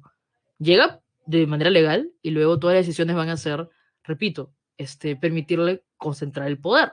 Por ejemplo, la ley de Rocco lo que hace es prohibir, ¿no? Va a haber muchas prohibiciones, por ejemplo, de la prensa, también sobre todo la ley de Rocco tiene que ver con la supresión de los partidos políticos. Entonces te digo, finalmente se convierten en partidos únicos, pues un gobierno totalitario, ¿no? Acá también hay otra cosa. Desde la unificación italiana, se habían roto palitos, ¿no? No eran autónomos los estados pontificios. Entonces, al toque nomás, al toque, pues Mussolini dice, mejor tener a la Iglesia Católica, ¿no? De mi lado, ¿no? Un gobierno conservador, también los gobiernos fascistas, ¿no? Entonces, por el concordato de Letrán, otra vez se le da la autonomía a los estados pontificios y que se crea el Vaticano, pues, ¿no? Entonces, Mussolini también, al igual que Hitler, pero Hitler sí lo hace pues 5 veces más, va a buscar expandirse. ¿Por qué razón? Porque la Liga de Naciones fracasó, la Sociedad de Naciones creada después de la Primera Guerra Mundial quiso arreglar todo por la diplomacia. Pero no vas a decirle a Hitler, Hitler, no te expandas, Mussolini, no te expandas, no puede solucionar algunos problemas, no puedes ir contra fascistas con la diplomacia, ¿ya? Entonces vamos a ver que van a realizarse diferentes invasiones tanto de parte de Hitler, o sea, de Alemania como de Italia. En el caso de Italia es la invasión de Etiopía y Albania. Y Etiopía es una vieja rencilla, porque te acuerdas que te había comentado que los italianos cuando intentaron ocupar Etiopía en el siglo XIX en pleno imperialismo, los etíopes le ganaron, los reventaron los italianos. Ya, pues acá es distinto, ¿no? Se va a llegar a invadir Etiopía y más adelante Albania. Lo que hace la Liga de Naciones siempre es bueno, ¿no? Se hacen embargos de petróleo a veces, ¿no? Se le sube el peso al petróleo o no se le vende peso al petróleo, no se le vende petróleo, disculpa, a estas naciones, pero fracasa, ¿no? La Sociedad de Naciones no funciona, no funciona en ese periodo de entreguerras. Por otro lado, más bien tenemos a el Führer, ¿no? ¿Cómo es el camino del Führer?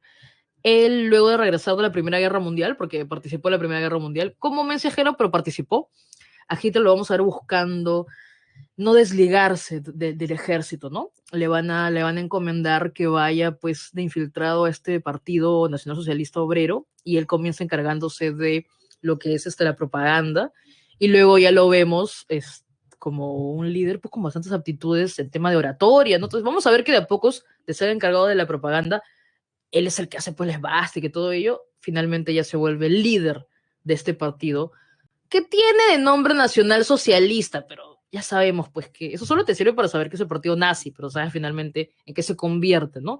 Este partido. En un principio hay un intento de Hitler de llegar al poder por un golpe de Estado, ¿no? Él quiere hacer su versión de la Marcha de Roma, pero no tiene tantos seguidores y tampoco funciona el gobierno de Alemania como en Italia.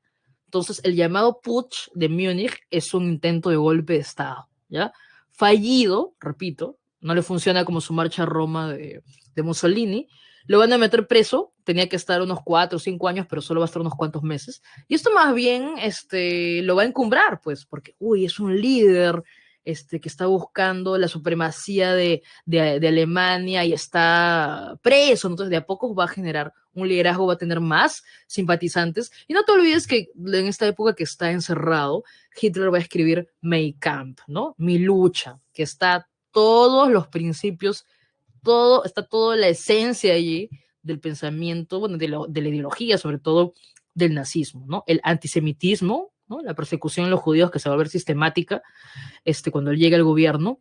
El pangermanismo, que significa, él quiere que todos los pueblos de origen germano estén unidos.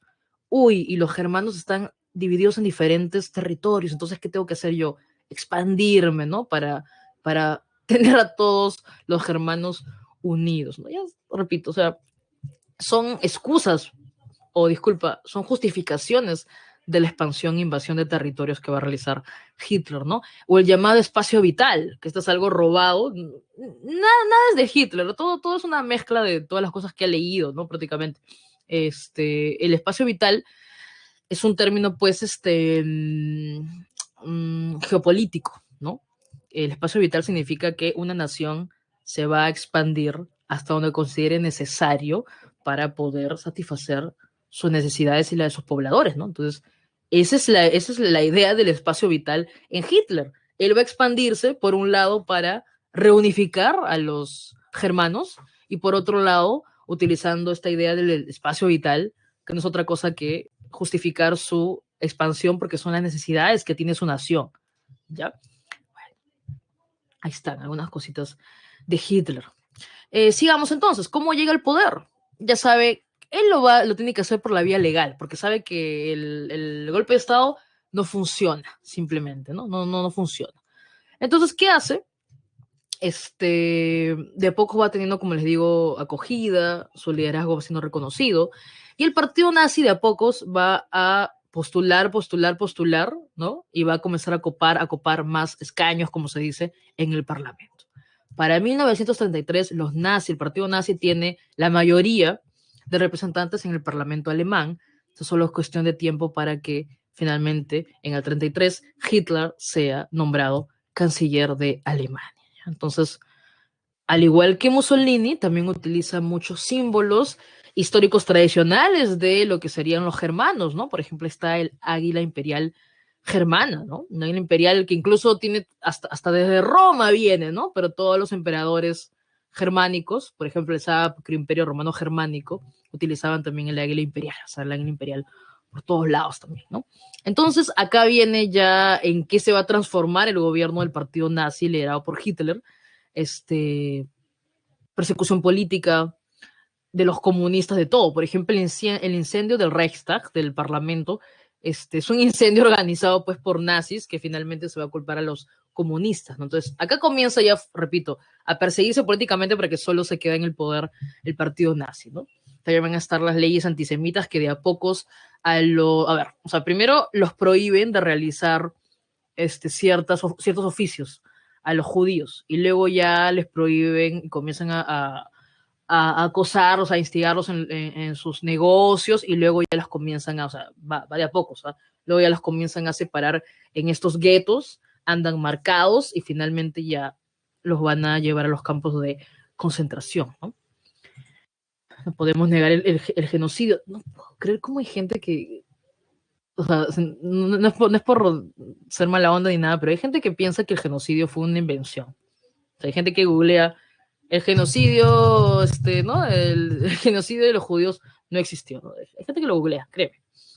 Acá hay un pequeño datito. Stalin, profe, ¿también es un gobierno fascista? Sí, pues, o sea, los fascismos son anticomunistas, ¿no? Pero si te pones a analizar las características del gobierno de Stalin, ¿acaso no cumple con todo lo que les he mencionado antes? Uso de la propaganda, culto al líder, totalitarismo, control total de la población, de las empresas, del gobierno, partido único, ya pues cumple todas las características. Así que el estalinismo también fue un fascismo, ¿ya? También fue un régimen dictatorial que permitió el desarrollo de Rusia, es verdad, pero a costa de muchas vidas también, ¿ya? Ya mencionamos los planes quinquenales. Cada 5 años ponerse metas, la primera fue la industrialización y luego ya era la reforma de la propiedad de la tierra. Y también hay otro personaje que también hay que mencionar, ¿no? Que es el falangismo, o también conocido pues como el franquismo, ¿no? Pero se dice falangismo sobre todo porque en la década del 30 se funda la Falange Española, ¿ya? Y aquí se va a dar la Guerra Civil Española, que fue un enfrentamiento de los nacionalistas, que son los que van a tener pues como líder a Francisco Franco, a los militares, es un gobierno pues también que tiene mucha simpatía con el fascismo, repito, nacionalistas es el término que se utiliza, pero en realidad son fascistas, ¿ya? Y por otro lado van a estar también los comunistas, socialistas, anarquistas, liberales, que van a ser conocidos como los republicanos. Y la guerra civil española se va a dar desde el 36 al 39. Y aquí vamos a ver, esto, profe, o sea, la guerra civil española es antes de la Segunda Guerra Mundial, sí, es del periodo de entreguerras y sirvió para que Hitler pruebe un poco todos estas novedades bélicas, ¿no? Porque ya te imaginas, pues, o sea, Alemania e Italia van a apoyar a Franco y compañía, y por otro lado, más bien, Francia en un principio, y luego, sobre todo, la Unión Soviética, van a apoyar a los republicanos, ¿no? Y aquí los que más perdieron, ya sabes que es la población civil, sobre todo, ¿no? Luego de que termina la Guerra Civil Española, Franco va a llegar al poder y va a gobernar en una dictadura hasta 1975. ¿Ya? Sí. Y también utilizaban sus símbolos, esto que ves acá, el símbolo de la falange, son los símbolos de la Casa de Aragón y la Casa de Castilla. Entonces, todos estos utilizan, incluso manipulan la historia también, sí, también hay ahí sus símbolos de historia.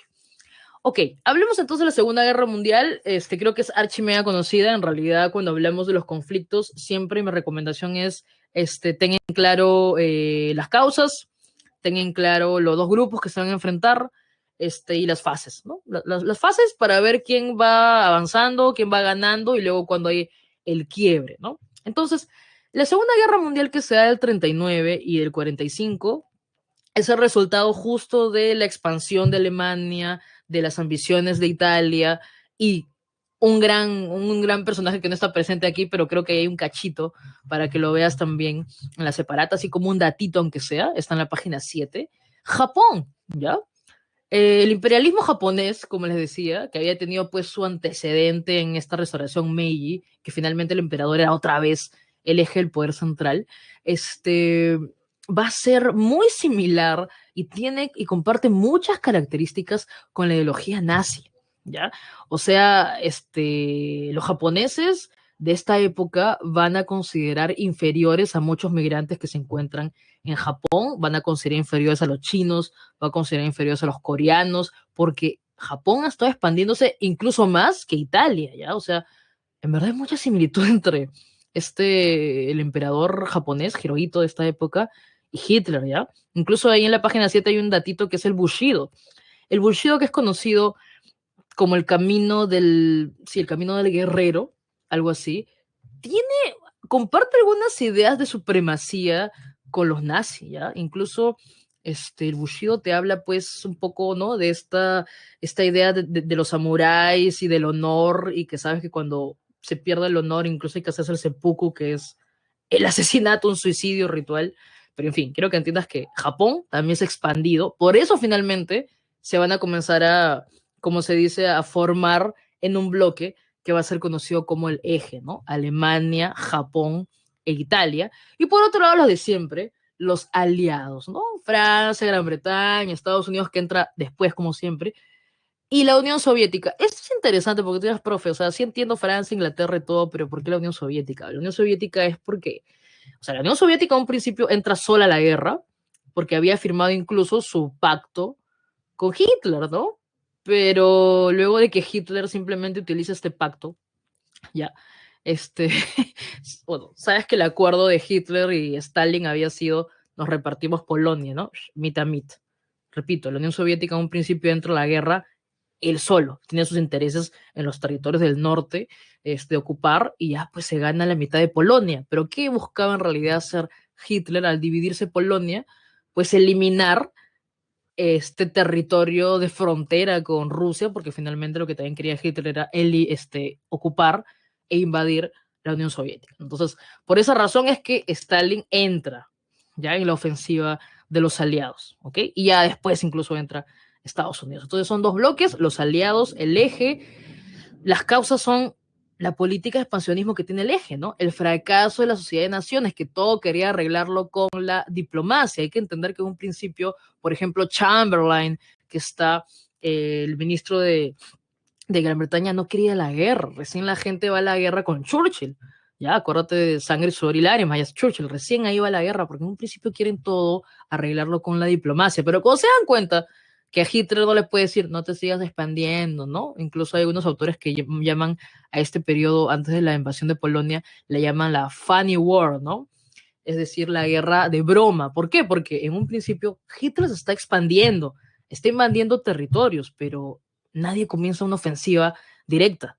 Ya quieren al toque capitular, tienen miedo de ir a la guerra, pero cuando ya está encima, ¿cuándo es el escándalo? Cuando, a ver, acuérdate, vamos, ya acá comienzo a hacer el desarrollo, ¿ya? En un principio es la ofensiva del eje, aunque yo diría la ofensiva alemana principalmente, y sabes que Alemania siempre para peleando en diferentes frentes, ¿no? Entonces, en un principio, acuérdate que la estrategia de Alemania es la Blitzkrieg, la guerra relámpago, mover los carros de combate, atacar de manera sorpresa también por el aire, todo rápido, ya guerra relámpago, es avance rápido, no darle mucho tiempo en este caso a Francia, que pensaba que otra vez las trincheras, no, acá cambia la estrategia. Entonces, invade Polonia, luego invade Dinamarca, Noruega, Bélgica, Países Bajos, y cuando recién ya dejan esta guerra de broma y cuando se dan cuenta que va en serio todo esto, cuando logra Hitler lo que no se pudo lograr en la Primera Guerra Mundial, con el Plan Schlieffen, ¿recuerdas? Ocupar Francia, ¿ya?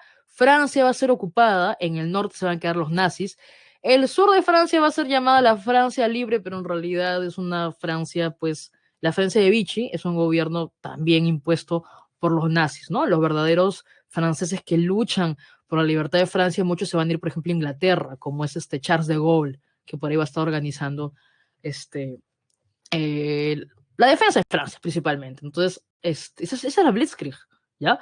Por otro lado, como ya consiguió, hay una foto bien chévere que me gusta de Hitler con la Torre Eiffel atrás, ¿no? Para ahí como para demostrar a los franceses que iba en realidad todo esto de la guerra relámpago. Cuando ya se controla Francia, va a comenzar entonces la batalla de Inglaterra. Y como Alemania siente que está ganando, sus aliados también tienen que abrir otros frentes, ¿no? Entonces recuerda que se van a abrir primero los frentes de los Balcanes y el frente de guerra del norte de África.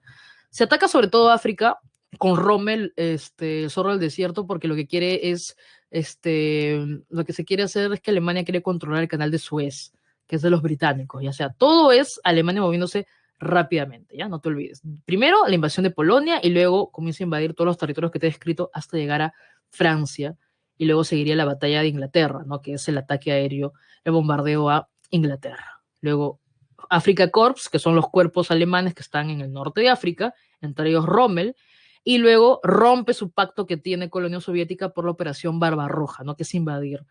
Porque la Unión Soviética tiene muchas cosas interesantes, tiene cereales, tiene petróleo, así que es necesario para seguir con la guerra. Entonces, la primera es la ofensiva del eje, el eje, avanzando, ¿ya?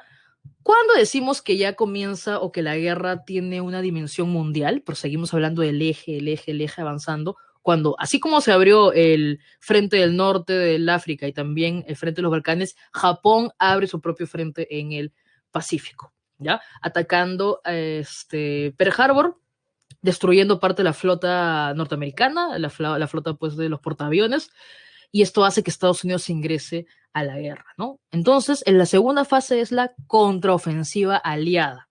Cuando ingresa ya Estados Unidos, también se ha sumado previamente la Unión Soviética, más bien vemos el avance de los aliados y cuando ya Alemania se da cuenta que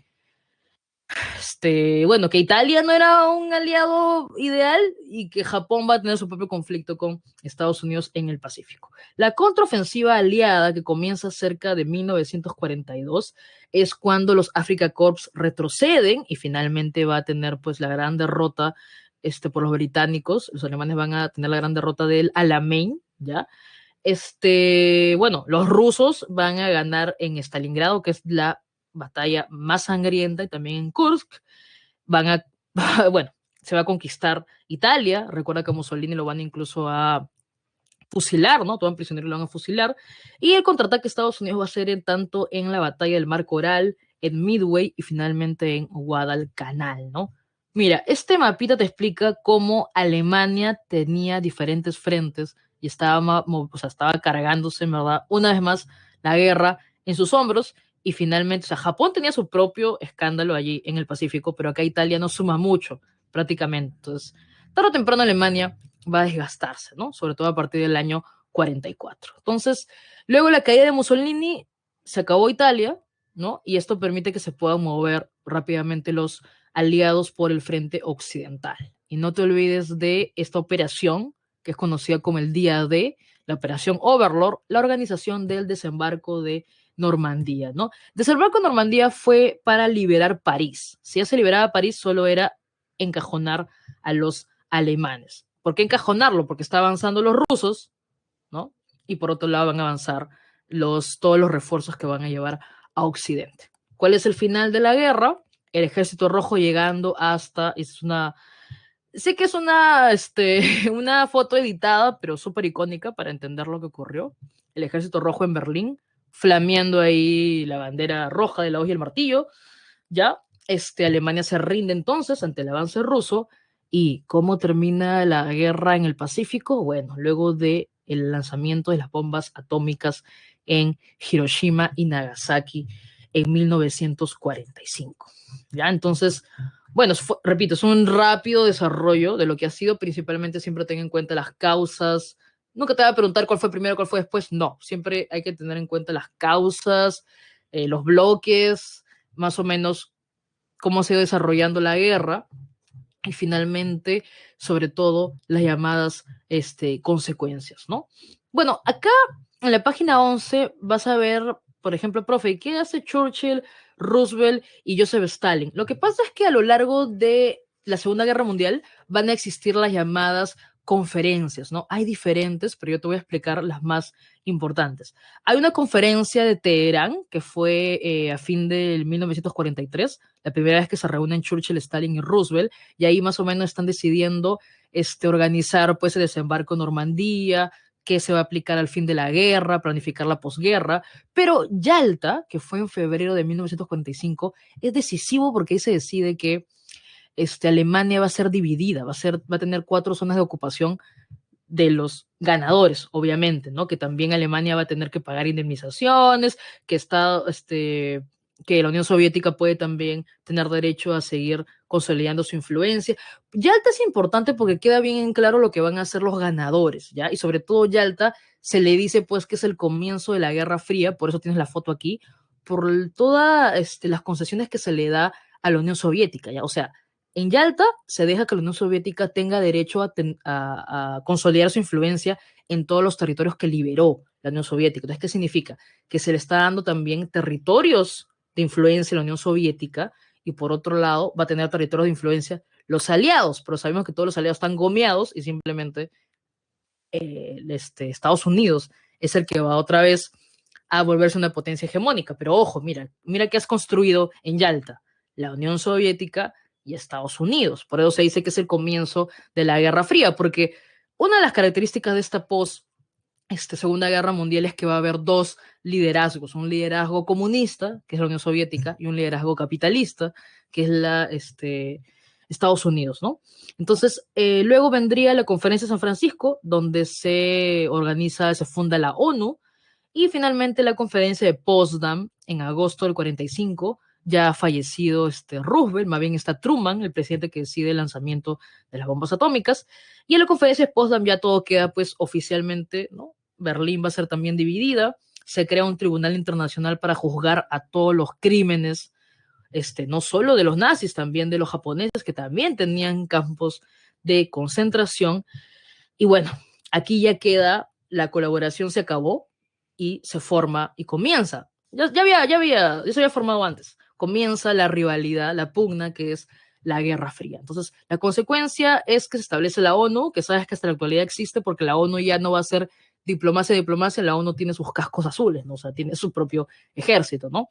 Y les decía, ya todo se ha configurado a que la Unión Soviética y Estados Unidos van a entrar en una rivalidad económica, política, que es conocida como la Guerra Fría. Entonces, la Guerra Fría, como les decía, es una confrontación de Estados Unidos y la Unión Soviética, que se llama Guerra Fría porque es una competencia, confrontación, van a buscar también sumar más aliados, pero no van a llegar a un enfrentamiento directo militar, ¿ya? Hay momentos donde la Guerra Fría va a tener tensiones muy fuertes. Hoy nos toca ver, por ejemplo, la guerra de Corea. Más adelante veremos la guerra de Vietnam. O sea, hay momentos donde la Guerra Fría no es tan fría, ¿ya? Porque, o sea, disculpa que diga no es tan fría, pero es que Guerra Fría es porque es una competencia, enfrentamiento que no, que primero en un principio no llega directamente a un derramamiento de sangre o un conflicto bélico, ¿ya? Pero luego, justo por influir en terceros, en territorios terceros, como va a ser Corea, Vietnam, les decía, incluso la misma Cuba y todo ello, como se ir viendo de pocos, esto ya hace que, bueno, que finalmente ya haya enfrentamientos, como va a ser con la guerra de Corea, que justo es un ejemplo, y terminamos con eso nuestra clase del día de hoy, ¿no? Pero bueno, profe, o sea, termina la Segunda Guerra Mundial y todos van a comenzar a luchar, como ven en esa caricatura, por influir, ¿no? Aquí en sumo a mi esfera de influencia, ¿no? Entonces, no solo es un versus ideológico, no solo es un versus, por ejemplo, a quién sumo más, sino también va a haber una serie de programas que van a buscar, repito, llamar la atención y sumar más gente para su lado, ¿no? Por ejemplo, en el tema económico, se crea el Plan Marshall en Estados Unidos, que es para ayudar a Europa Occidental, principalmente, ¿no? Lo mismo hace la Unión Soviética con la Comecon, que es para ayudar más bien a los territorios de Europa Oriental, ¿no? Los estados satélites, como se dice, de la Unión Soviética. No va a haber una tercera guerra mundial, ¿ok? Pero van a haber enfrentamientos, como les digo, sobre todo porque comienza una carrera armamentista y no solo de producción de armas, ¿no? Sino sobre todo de formación de bloques militares. Entonces, por un lado va a estar la OTAN, que es la alianza militar liderada por Estados Unidos y Europa Occidental, y por otro lado está el Pacto de Varsovia, que es lo propio, lo mismo, pero la versión soviética, ¿no? Todo comienza desde la época de Truman, por eso ves ahí a Truman versus Joseph Stalin, ¿no? O sea, la primera parte de la Guerra Fría es ahí nomás terminada la Segunda Guerra Mundial. El primer enfrentamiento, el primer momento de tensión que se observa es la carrera espacial. Y acá te vas a dar cuenta cómo todos los gobiernos mueven mar y tierra para ganar esta competencia que es la carrera espacial. En un principio, muchos, yo me incluyo, pensamos que lo había ganado. Yo todavía sigo pensando que lo ganó Rusia, porque Rusia es, o sea, los rusos son los primeros en poner un satélite en el... ¿Por qué crees que se llama la vacuna rusa Sputnik, no? Porque fue el primer satélite que se logra orbitar, ¿no? O sea, los primeros fueron los rusos, no solo el primer satélite en el espacio, también el primer ser vivo en orbitar la Tierra, que fue la perrita Laika que ves allí. También es el primer ser humano, ¿no? Yuri Gagarin, el primer ser humano en el espacio. Yo particularmente pienso que los soviéticos ganaron esta carrera espacial, pero lo que pasa es, sí, lo dejo ahí, no te preocupes. Lo que pasa es que tú sabes que Estados Unidos con todos sus bombos y platillos, Estados Unidos con todo su, con todos sus efectos especiales, como se dice, Estados Unidos pues, deja de lado todos estos, sí, pues, le gana, supera a la Unión Soviética y se dice el ganador de la carrera espacial cuando logra el alunizaje, ¿ya? El alunizaje no es otra cosa que la caminata en la Luna, ¿no? El 21 de julio del 69, el Apolo 11 logra llegar pues a la Luna y vemos ahí a Neil Armstrong diciendo un pequeño paso para el hombre, pero un gran paso para la humanidad, ¿no? Entonces ahí está la huella, ¿no? De Neil Armstrong en la Luna, y eso pareciera que, bueno, pareciera que los soviéticos pierden, ¿no? En esta competencia, pero repito, o sea, la Guerra Fría tiene justo ese nombre porque estos dos bloques van a comenzar pues a organizarse, a armarse, a tener más influencia, pero no llegan a un enfrentamiento directo, pero sí van a haber momentos de tensión, como esta competencia de la carrera espacial, momentos de tensión también cuando influyan en terceros, ahora vamos a hablar justo de lo que fue la guerra de Corea, pero no se llega a un enfrentamiento masivo, ¿ya? Un conflicto netamente bélico. Pongamos un ejemplo, como les decía entonces, de cuando la Guerra Fría ya se puso un poco más conflictiva, ¿no? La Guerra de Corea, de 1950 a 1953, pero un poquito vayamos a unas décadas atrás. ¿Por qué pelearían por Corea, profe? O sea, no entiendo. Bueno, lo que pasa es que Corea, recuerda, ha sido un protectorado de Japón. Yo te expliqué que al principio, nomás del siglo XX, Japón, luego de la restauración Meiji, comienza a expandirse. Y dentro de los territorios ocupados por Japón, luego, ¿te acuerdas pues de la guerra ruso-japonesa? Exacto, es Corea. Entonces, Corea es un protectorado de Japón. Pero acá estamos otro tiempo, pues, profe, claro, porque Japón ha perdido la Segunda Guerra Mundial, no, exacto, como Japón perdió la Segunda Guerra Mundial, Japón se ha rendido, Estados Unidos se ha ido a ocupar también allí, intervenir Japón económicamente, políticamente, muchos territorios se han independizado, podemos decir, no se han liberado. Uno de esos territorios que se ha liberado es Corea, ¿ya? Pero como tú ya sabes, después de la Segunda Guerra Mundial hay un mundo bipolar, hay dos bloques. Cuando se libera Corea, también se ven esos dos bloques, porque la Unión Soviética, que le queda cerquita el norte de Corea, libera el norte de Corea y Estados Unidos va a liberar el sur de Corea. La Unión Soviética, como libera Corea del Norte, lo que va a pasar es que el gobierno, ¿no? De Corea del Norte tiene una influencia comunista y Corea del Sur, su gobierno tiene una influencia capitalista, ¿no? Entonces, profe, Corea está dividida, ¿no? Sí, Corea va a estar dividida, como puedes ver en este mapita, por el paralelo 38. Corea del Norte comunista, Corea del Sur capitalista. Esto se hubiera quedado así si no fuera porque China, que nos toca hablar más adelante, por el mismo apoyo de la Unión Soviética, China es un gobierno comunista. Ya para 1950 ya existe la República Popular China. Entonces los chinos con la Unión Soviética van a apoyar al norte, obvio, con ejército, con municiones, con financiamiento, para que unifique Corea atacando al sur, invadiendo al sur. Pero acá ya no existe sociedad de naciones, acá ya no existe diplomacia, acá es boom, la ONU con sus cascos azules, ¿no? Al toque se moviliza la ONU. Estados Unidos está en Japón, pues, ¿no? Ya con eso te digo todo. Entonces, al toque se moviliza la ONU, contraataca, hace que retrocedan incluso los norcoreanos y finalmente obliga a que el gobierno de Corea del Norte se vaya hasta China, ¿ya? O sea, estuvo así. La ONU estuvo a punto de lograr unificar todo el territorio bajo un régimen capitalista, ¿no? Pero luego, más bien por la presión de China y Unión Soviética, porque los norcoreanos tuvieron que escapar hasta lo que sería China, tuvieron que huir hasta China.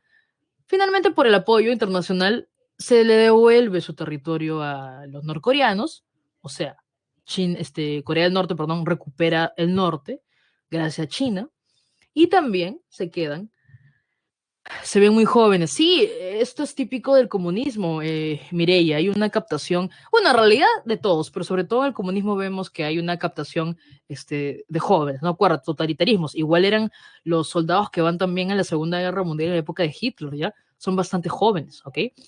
Y bueno, ¿cuáles son las consecuencias, profe? ¿Se firmó la paz alguna vez? No, no se firma la paz. Esta guerra de Corea que va del 50 al 53 solo se firma un alto al fuego, que tú ya sabes que es un armisticio. El armisticio de Panmunjom es un alto al fuego. Ya, Corea del Norte se queda en el norte y Corea del Sur se queda en el sur. ¿Qué significa eso? Hasta la actualidad, las Coreas siguen divididas. Y tú lo sabes por cultura pop, ¿no? Que el sur de Corea están estos coreanos que bailan, que tienes bandas de K-pop y todo eso, y el norte es un gobierno comunista, ¿no? Entonces, hasta la actualidad se encuentra Corea del Norte aislada porque es un gobierno comunista, ¿no? Entonces, lo que ha pasado lamentablemente en Norcorea es que van a seguir los gobernantes casi como si fuera una dinastía, ¿ya? Kim Il-sung, Kim Jong-un, Kim Jong-un, o sea, todos uno detrás de otro de la misma familia, casi como una dinastía, un gobierno comunista. Perfecto, entonces nos quedamos ahí, vayamos a ver las preguntas porque ya estamos por concluir, pero ya sabes que Corea sigue dividida hasta la actualidad. Hay conversaciones entre los gobiernos del norte y del sur, pero siguen divididos. No veo una unificación cerca. Perfecto. Vayamos ahora a la pregunta número 1. En relación a la revolución de octubre de los bolcheviques, ¿verdadero o falso? A ver. El zar Nicolás abdicó. El zar Nicolás abdicó por la revolución de febrero, ¿ya? Falso. ¿Kerensky asumió la presidencia? No, también Kerensky es revolución de febrero. Conflicto entre la Duma y los soviets, revolución de febrero. Lo único que pertenece a la revolución de octubre, a Lenin, Trotsky y estos liderazgos bolcheviques, sería la firma del tratado Brest-Litovsk, ¿ya? Que es en 1918. Así que la 1 es la letra D. Todos falsos menos la última, que es verdadera. Número 2. Yo les había explicado el número 2, ¿se acuerdan? Crack del 29, caída de la bolsa de valores y luego se adopta el New Deal, que son las ideas de John Maynard Keynes. Pero si queremos resumir lo que propone Keynes, ¿qué es? El Estado debe intervenir a algunos sectores estratégicos, es decir, regular las grandes industrias y el sistema bancario financiero, ¿ya? Así que la 2 sería la letra D también, ¿ok? La 3 está interesante esta. A continuación presentamos una serie de fotografías que pertenecen a los principales representantes de los fascismos, ¿no? Sí, todos son líderes fascistas. En relación a estos líderes, ¿qué podemos afirmar? ¿Todos creen en el superior de la raza aria? No. ¿Tienen un profundo odio hacia los comunistas, anarquistas y monárquicos? No, porque, por ejemplo, los monárquicos van a estar también aliados con Franco, ¿no? A través de sus políticas económicas lograron superar la crisis del 29. No. ¿ya? Así que en este caso sería la letra B. Francisco Franco nunca formó parte del eje, también conocido como el eje Roma-Berlín-Tokio. Acuérdate que el eje es Italia, Alemania y Japón. Francisco Franco era aliado de Hitler y de Mussolini, ¿ya? Pero España, acuérdate que en la Segunda Guerra Mundial España se muestra neutral, ¿ya? Entonces ponemos que en este caso la 3 sería la letra B, porque Franco, España, o sea, no formó parte del eje Roma, Berlín, Tokio, ¿ya? La 4, a ver, relacionemos. La 4 relacionemos, a ver. Ofensiva alemana sería ocupar Polonia. Ofensiva japonesa, ataque de Pearl Harbor. Ofensiva estadounidense, victoria de Mar del Coral y Midway. Y ofensiva soviética, derrotar a los nazis en Stalingrado. Así que la 4 sería la letra C. ¿Ok? Y la 5 es un mapita, ¿ya? La imagen que presentamos a continuación pertenece al inicio de la Guerra Fría. De ella podemos afirmar que es la división de Corea hasta la actualidad a través del armisticio de Panmunjom del fin de la Guerra de Corea, ¿no? De 1953. Así que la 5 sería la letra C. Entonces tenemos 1D, 2 dedo, 3 bebito, sí, Benito Mussolini, 4 casa y la 5 casa también. Perfecto. Entonces, eso ha sido, sé que es semana de examen. Espero que les vaya muy bien en su examen del fin de semana y que tengan una excelente semana, porque estamos martes todavía. Eso sería todo la clase por hoy. ¿Ya? Que tengan una excelente semana. Éxito en su examen. Ya, tercer examen. Ya estamos en semana 15 también. Qué rápido. Bueno, listo, que les vaya muy bien. Chao, chao.